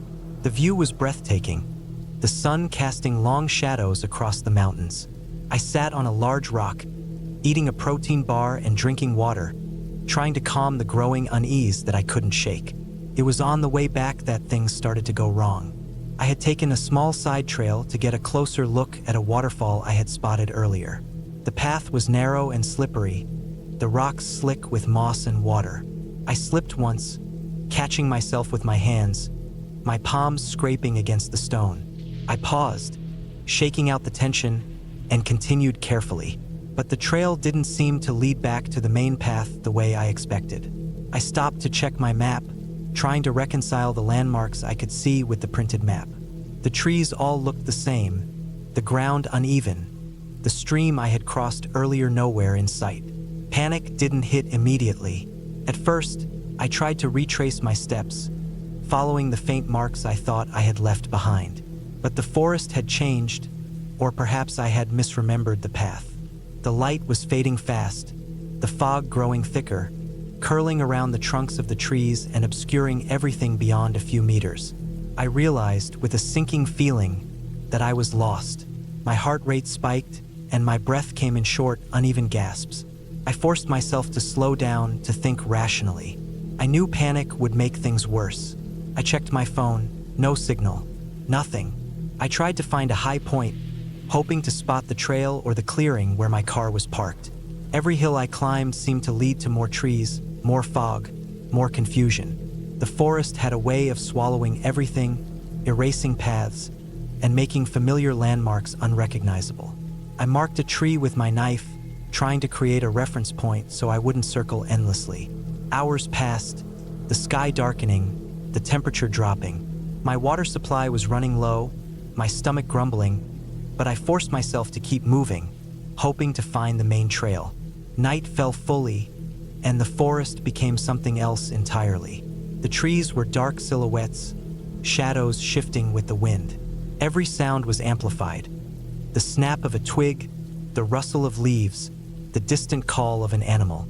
I imagined all kinds of scenarios, each more terrifying than the last, but I forced myself to stay calm, to focus on survival. I found a small overhang beneath a cluster of rocks and decided to stay there for the night. I huddled under my emergency blanket, trying to keep warm. The cold seeped into my bones, and I struggled to sleep, every sound making me tense. I had no fire, no easy way to signal for help. I had only my wits and my limited supplies. The next day, I tried to stay oriented. I followed the sun when I could, noting the angle and direction, but the fog was stubborn, drifting in and out, hiding and revealing the same trees over and over. I found another stream and followed it, reasoning that water might lead to a human settlement or a main trail. Hours of walking turned into exhaustion, my legs aching, my feet raw from the constant strain. I stopped to rest, drinking water and rationing my food. I couldn't afford to waste energy or supplies, not knowing how long it would take to get back. On the third day, I stumbled across a patch of ground that looked disturbed, like someone had recently camped there. There were small signs, a flattened patch of grass, remnants of a fire pit, a few broken branches arranged in an odd way. My heart leapt. If someone else had been here, perhaps help wasn't too far away. I marked the spot and decided to follow the small creek that ran nearby, hoping it would lead me to a road or trail. By late afternoon, I began to hear distant sounds that made my chest tighten. A faint engine, the hum of tires over gravel. I pushed forward, calling out, even though my voice sounded tiny against the vastness of the forest. The sounds grew louder, and eventually, I saw a dirt road through the trees. My relief was overwhelming. I ran toward it, not caring about the scratches on my arms or the blood from minor cuts. I reached the road and, to my immense relief, saw a park ranger's truck coming up the path. I waved frantically, shouting, and the driver slowed, jumping out and rushing toward me. I explained as best I could, showing the marked trees, the small stream I had followed, and the overgrown paths that had thrown me off course. They radioed for backup and led me back toward the main entrance of the park. The relief was almost surreal, the realization that I was finally out of the dense forest filling me with an emotion I could barely name. When I reached the parking lot, my car looked insignificant, tiny against the backdrop of mountains and trees. I sat inside, exhausted, shivering, and covered in cuts and dirt. The danger had passed, but the memory of those days in the woods, the quiet, the fog, the feeling of being completely lost, would stay with me forever. Back at the cabin later, I sat on the porch, staring at the trees in the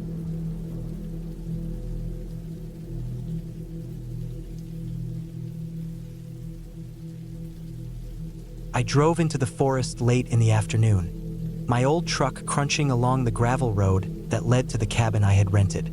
The sky was overcast, and the air had that sharp, cold smell that comes right before a storm. I had been planning this trip for weeks, looking forward to nothing but silence, isolation, and the kind of stillness you can only find when there's nothing human around for miles. I wasn't a city person, and for some reason, the idea of being completely alone, surrounded by nothing but trees, appealed to me more than anything. The cabin was older than I expected, built entirely of rough-hewn logs, dark with age. Its small windows reflected the dull gray of the sky.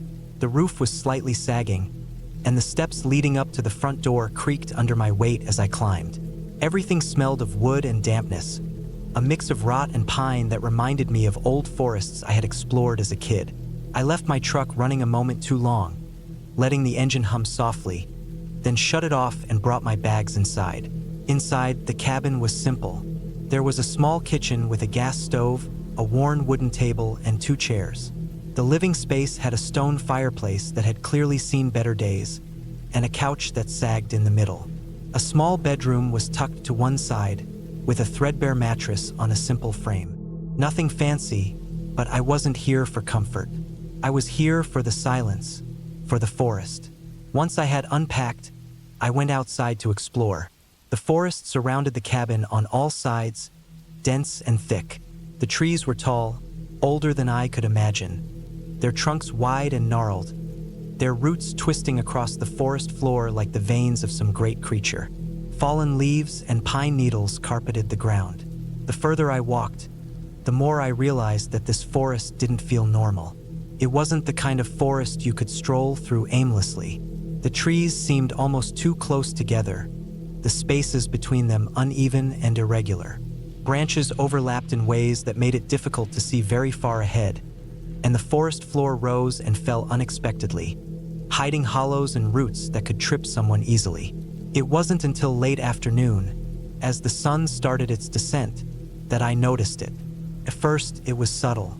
I had been walking along a narrow path I thought I had memorized, but when I turned back toward the cabin, I realized something was wrong. The path looked different. The arrangement of the trees was slightly off.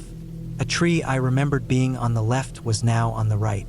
I thought it was my mind playing tricks on me, maybe the shadow of the afternoon sun distorting my sense of direction. I started heading back toward the cabin, but the feeling grew stronger, heavier, like a pressure in the back of my neck.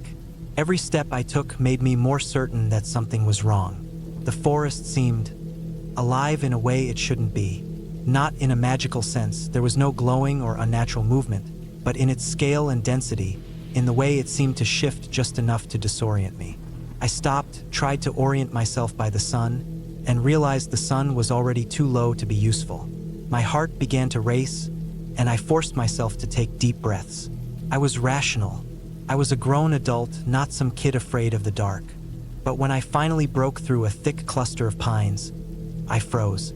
The cabin wasn't where I expected it to be. Or rather, I knew it should be, but it wasn't visible. The forest in front of me looked different, thicker, denser. The clearing where the cabin should have been was gone, replaced with more trees, their trunks so tightly packed that I could barely see a few feet ahead. Panic started to creep in. I tried to run, to force my way through, but the trees were tight, the roots twisted, and every step I took seemed to make the forest stretch further ahead. I stopped again, listening. There was nothing but the wind in the branches, the occasional rustle of leaves. Nothing else moved, and yet the forest felt aware. I could feel it pressing in, a slow, subtle pressure from all sides. I forced myself to stay calm, telling myself it was just disorientation, that I had wandered off the path and that the forest looked different from different angles. But deep down, I knew it was more than that. Something about the way the trunks seemed to shift when I wasn't looking directly at them, the way the paths I had memorized seemed to disappear into thickening clusters of undergrowth, was impossible. I decided to climb a small rise to try to see the cabin. The slope was steep, and my boots slipped over loose dirt and pine needles, but I made it to the top. I looked around, scanning the trees. The forest stretched endlessly in every direction. I could see no sign of the cabin, no signs of my path, only the trunks and shadows, interlocking and shifting subtly, as though the forest was rearranging itself while I wasn't looking. I realized then that I had no idea where north was, no idea how to get out. I tried to backtrack, moving carefully, marking the trees with scratches from my knife so I could trace my steps. But after 20 minutes, I noticed the same scratches in front of me. Not on the trees behind me, directly in front on the path I hadn't taken. My stomach dropped. I was walking in circles. Or rather, I was walking in something that wasn't a circle in the traditional sense. The forest was closing in, shifting subtly, and I was trapped in a maze that rearranged itself. Night fell quickly. The forest turned black, thick with shadows. My flashlight was weak, cutting through only a few feet ahead. Every sound was amplified, the snapping of a twig underfoot, the rustle of leaves in the breeze. I felt completely exposed, though I was surrounded by trees. The sense of being watched was overpowering. I forced myself to focus on the sound of my own breathing, to rationalize that no human could possibly be here, that I was alone, and that nothing alive could be moving these trees. But I couldn't shake the feeling that the forest itself was moving, shifting subtly when I turned away, rearranging itself, keeping me in. Hours passed. I didn't know how long. I walked in what I thought were straight lines, forcing myself to keep moving. Hunger and thirst gnawed at me, but worse was the exhaustion. The creeping hopelessness that filled my chest every time I looked around and saw nothing but trees. No sign of civilization. No cabin lights. No trail. Then I saw something. At first, I thought it was a trick of the flashlight beam, a glint of metal among the roots. I approached carefully and realized it was part of the cabin. A corner of the roof, half buried under fallen branches and leaves, partially obscured by a thick pine that had grown close to it. Relief surged through me. I ran the last few meters and collapsed against the door, breathing heavily, feeling my legs tremble under me. The cabin was real. It had never moved. Inside, I barricaded the door with the wooden table, stacking chairs against it. My mind raced, but I forced myself to slow down. I examined the walls, the windows. Nothing had changed inside. It was exactly as I had left it, but I could still feel the forest outside. There was no sound of animals, no wind, just the soft, almost imperceptible shifting of trees, like the forest was settling around me, aware of my presence.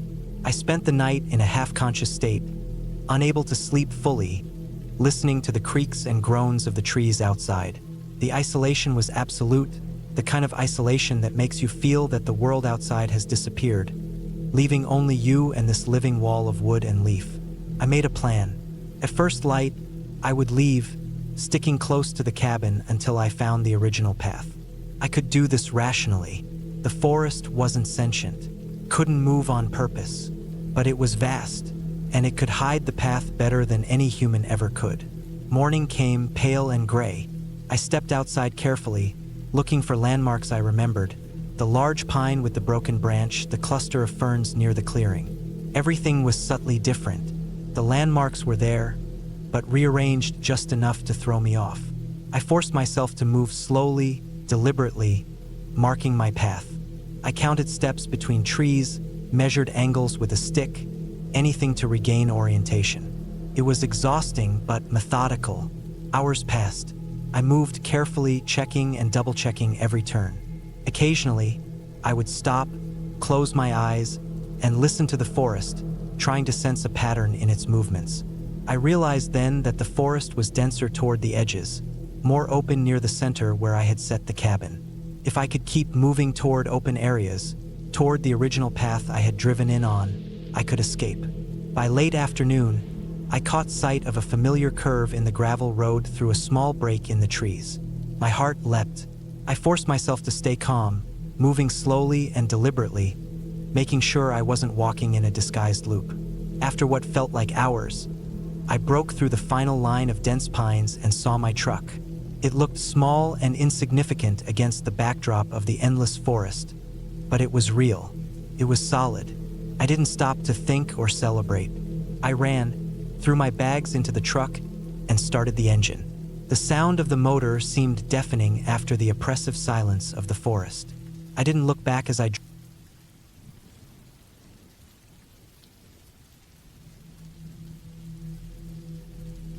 had been planning this cabin trip for months.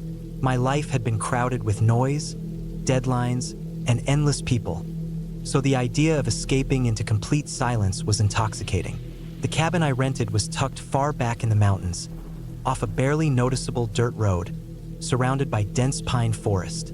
The photos online made it look peaceful and isolated. Exactly what I wanted.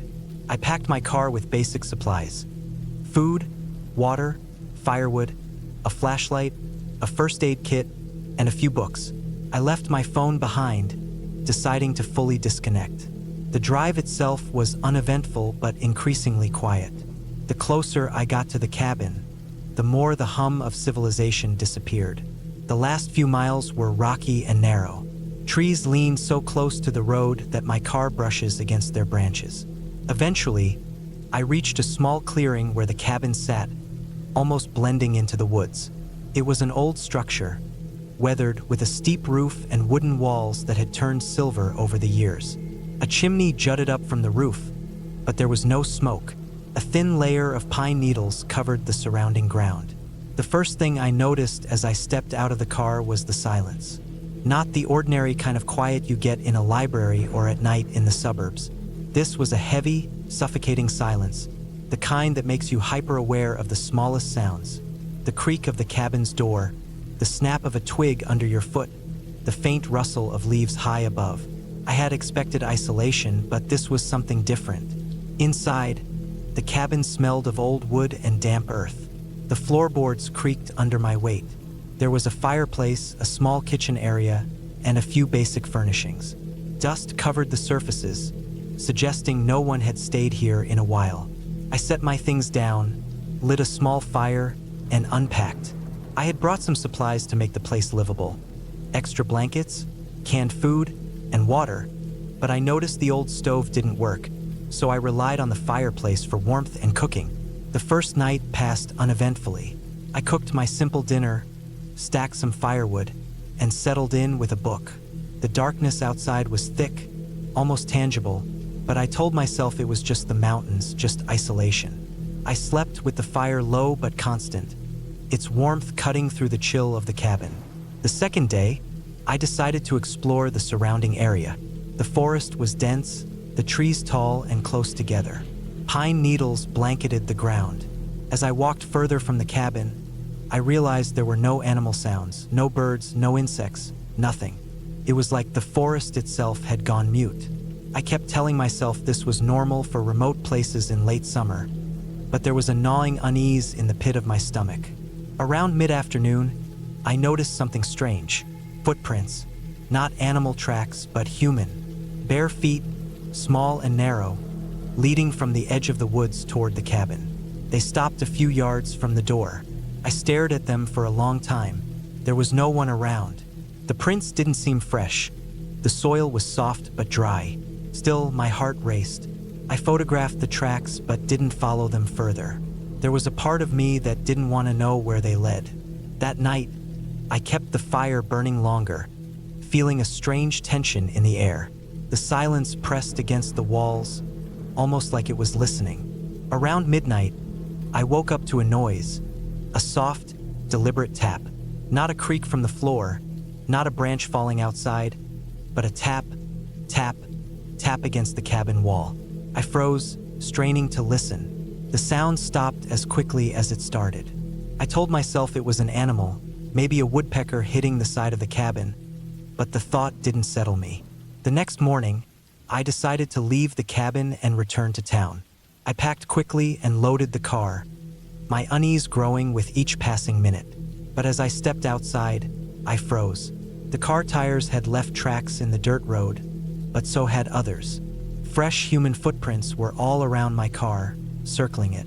They were small, delicate, and disturbingly silent. No other sound accompanied them. My stomach turned. I wanted to scream, to run, but the isolation made me pause. There was no one to see me, no one to call. I spent the morning examining the cabin and surrounding area. Every path I thought I could take to leave was marked with footprints, as if someone had been waiting for me to notice. I checked the trees, the underbrush, even the creek nearby. No sign of anyone. Nothing. But the prints were everywhere, almost purposeful, as if someone had been watching, moving silently in and out of the forest, unseen. By the third night, the feeling of being watched had intensified. I no longer walked freely around the cabin. Every time I looked out the window, I half expected to see someone standing just beyond the tree line. There was no one, yet the impression remained. The fire I kept burning flickered against the walls, casting long shadows that seemed to stretch unnaturally. I tried to keep my mind occupied, reading, cleaning, organizing, but every shadow, every whisper of wind, made me jump. Late that night, I heard it again, a soft rustling at the edge of the clearing. I froze. Then, footsteps, bare, deliberate, slow steps moving closer. I could see the shadows of the trees shift as if someone was threading through them. My first instinct was to run, but I realized the cabin door was open, and running in the dark through the forest was dangerous. I stayed inside, holding a large kitchen knife in my hand, heart hammering in my chest. Hours passed. The steps never came closer. They stopped at the tree line, or perhaps beyond. The silence returned, heavier than before. I couldn't tell if the person, or whatever it was, had left or if it was still there, hiding in the darkness, watching. I didn't sleep much after that night, the shadows pressing in on every corner of my mind. By the fourth day, I was exhausted, mentally and physically. I made a plan to leave at dawn. I stacked the firewood, packed my remaining supplies, and left the cabin's doors unlocked, just in case. Before getting in my car, I walked around one last time, inspecting the footprints. They were still there, fresh, small, and deliberate. They always seemed to appear where I least expected them. I felt a creeping, undeniable truth. Someone had been watching me, silently, without leaving any sign of themselves other than these footprints. I finally got into the car and started the engine. The sound of it seemed impossibly loud, almost vulgar against the oppressive silence. I drove slowly down the dirt road, eyes scanning the trees on either side. For miles, the forest remained unnaturally quiet. Then, at a sharp curve, I saw it. A figure standing perfectly still among the trees, watching me, not moving, not breathing in any way I could detect, just standing there. The figure was small, thin, and entirely human-shaped, but it didn't step forward, didn't run, didn't make a sound. It just stayed there, staring. I hit the gas, keeping my eyes on the road, trying not to look in the rearview mirror. When I finally rounded the next bend, it was gone. No footprints, no movement, nothing. The silence returned, but my heart knew better. Someone or something had been following me, silently observing, capable of moving without sound. The idea that it could appear and vanish without warning filled me with dread. By the time I reached the main road and saw signs of civilization, cars, people, even the distant hum of electricity, I still felt the weight of the forest and its silent stranger pressing on me. I called the local authorities to report the footprints, the figure, everything. They came, searched the area, found nothing. They said the cabin was remote, maybe someone had passed by, perhaps a hiker. But the pattern of the footprints, the deliberate circling of my car, and the figure I had seen, they dismissed as imagination. I knew it wasn't. I returned home and tried to go back to normal life, but the memory haunted me. I kept seeing shadows in my peripheral vision, expecting silent footsteps behind me, always just out of reach. Friends joked that I had gone crazy, that isolation had done this to me, but I knew the truth. The silent strange existed. Not a ghost, not a monster, but a person, skilled and patient, moving through the forest without making a sound, watching, waiting, perfectly alone yet always present. Months later, I learned there had been reports in the area over the years. Hikers disappearing, strange footprints, people claiming to feel watched. Nothing official, nothing confirmed. But I never returned to that cabin. I've heard of others renting it since, some leaving within hours, terrified by the same oppressive silence. I sometimes wonder if the silent strange still patrols those woods, still waiting, invisible to the world, silent in every sense except in the minds of those unlucky enough to encounter it. Even now, I dream of it. I wake up sweating, imagining small, barefoot tracks around.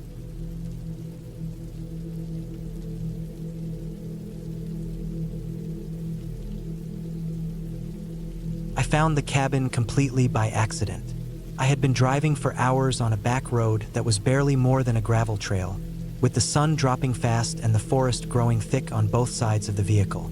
My original plan was to find a small clearing to set up a tent, maybe make a fire and sleep under the stars, but the area was dense with trees and thorny bushes, and it was obvious that I would have spent hours trying to carve a spot out of nothing. That was when I saw the cabin. A small, weathered structure, leaning slightly to one side, its wooden planks gray from age, the roof sagging in the middle.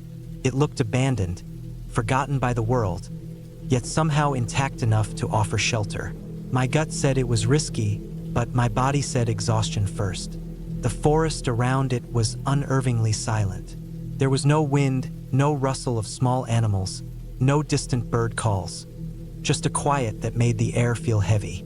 I parked my car as close as I could without scraping the underbrush and approached the cabin slowly, each step on the soft dirt and fallen leaves making a small, sharp crack that echoed strangely. The front door was closed, but the hinges were old and rusty. It gave way with a groan that sounded louder than it had any right to. Inside, the air was stale, thick with the scent of damp wood and decay. Dust floated in the shafts of light coming through the thin cracks in the walls and ceiling. The cabin had the barest essentials of human occupation.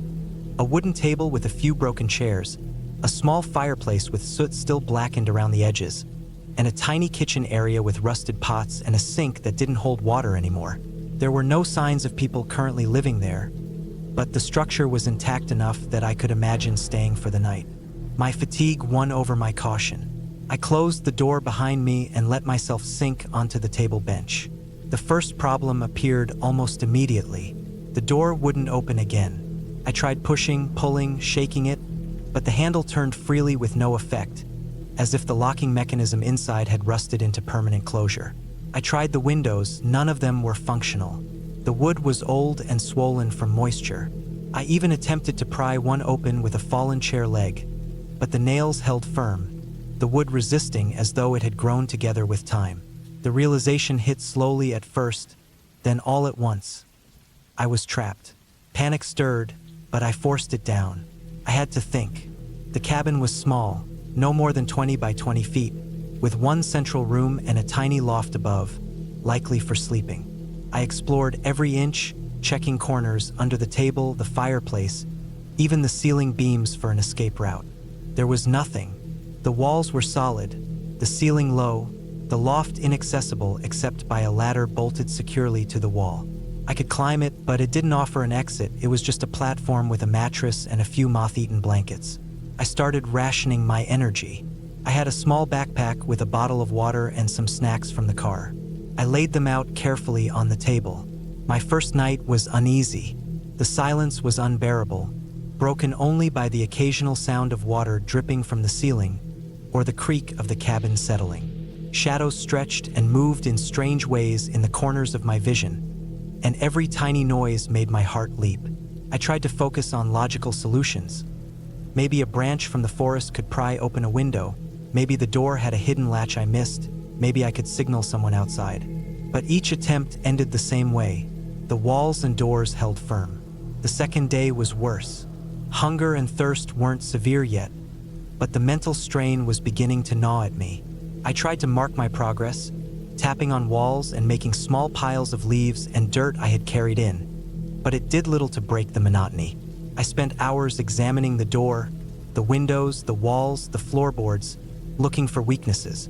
I began attempting to dismantle the hinges with anything I could find. Broken chair legs, pieces of floorboard, but the tools were ineffective, and my arms began to ache from repetitive pounding and prying.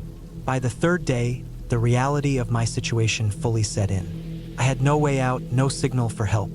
My phone, which I had left on the passenger seat, was useless because the forest had no reception. I tried breaking the small loft ladder to use as a weapon or lever, but even that wooden fixture was more durable than it looked. My thoughts grew frantic. What if no one found me? The forest stretched for miles in every direction, and the gravel road that had brought me here could have easily been a minor, forgotten path no one used anymore. Sleep became sporadic and shallow. Every small sound outside, rustling leaves, snapping twigs, made me tense and crouch by the door, listening. I realized I had been taking for granted how little control I had over my environment. My own body, usually reliable and strong, now felt like it could betray me. My hands shook as I tried to eat or drink. The fear was primal, an ancient terror of being trapped, of being isolated, of running out of options. On the fourth day, I noticed something about the cabin I had not before. The walls were strangely sealed, not just because of time and neglect, but deliberately. There were no signs of rot or gaps where light could enter, except for the small cracks around the edges. Every attempt to force an opening made it clear. Someone had built this cabin with permanence in mind. I couldn't help but feel the implication of that. This wasn't just an abandoned cabin. It was a trap of sorts, a structure designed to hold someone inside. The thought gnawed at me, but I pushed it aside. Logical thinking was more useful than panic. I began examining the roof more closely. The ceiling beams were thick, but there were small gaps I hadn't noticed before. They were too small for me to pass through, but perhaps I could remove some planks. I stacked chairs and the table, climbing and hammering at them. The wood resisted, splintering but not breaking. I realized the nails were old but not decayed. They had been chosen for strength. My energy sapped. I collapsed back onto the loft mattress, exhausted and disheartened.